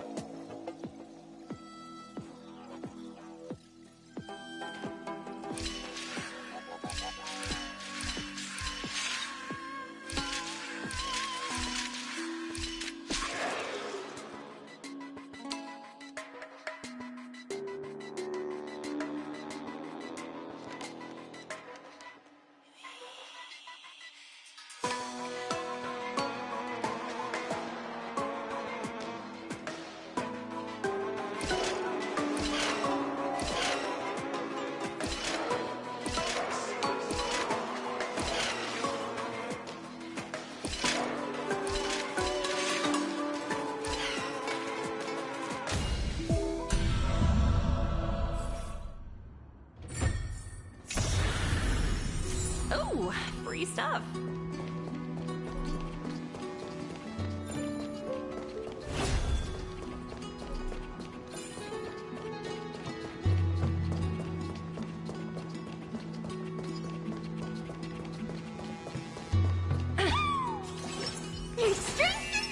Feeling lucky.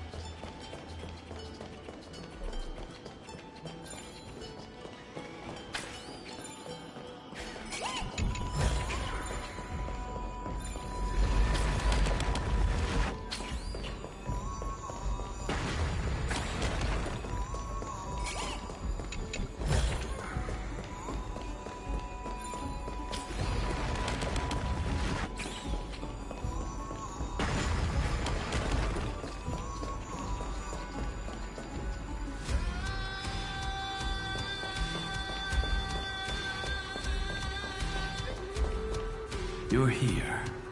Sooner than I expected. So all along, the Demiurge was you.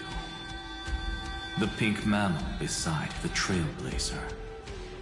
Your classification is pretty spot on, Professor Anaxa. Well, the sages of the Grove do call him the Titan with the sharpest eye in amphoreus. Say the ones who keep dumping every problem child on me. They also say that the Titans are way better at raising kids than the Caprists. With great power comes great responsibility. I'm sure you know just how to guide them, right? It shouldn't be too hard for someone with your insight.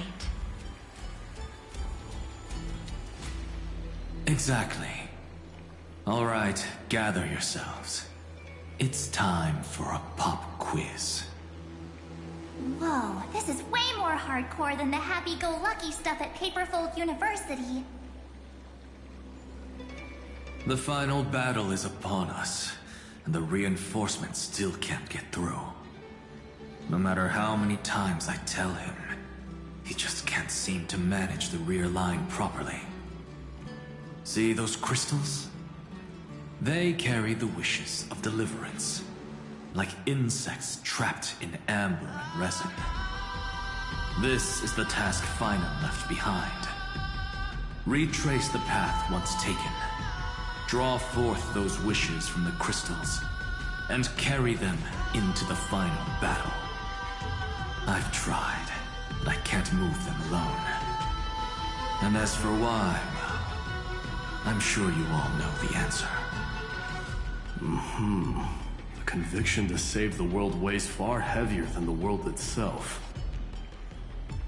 In other words, as the hero within his heart, this challenge is practically made for you, isn't it?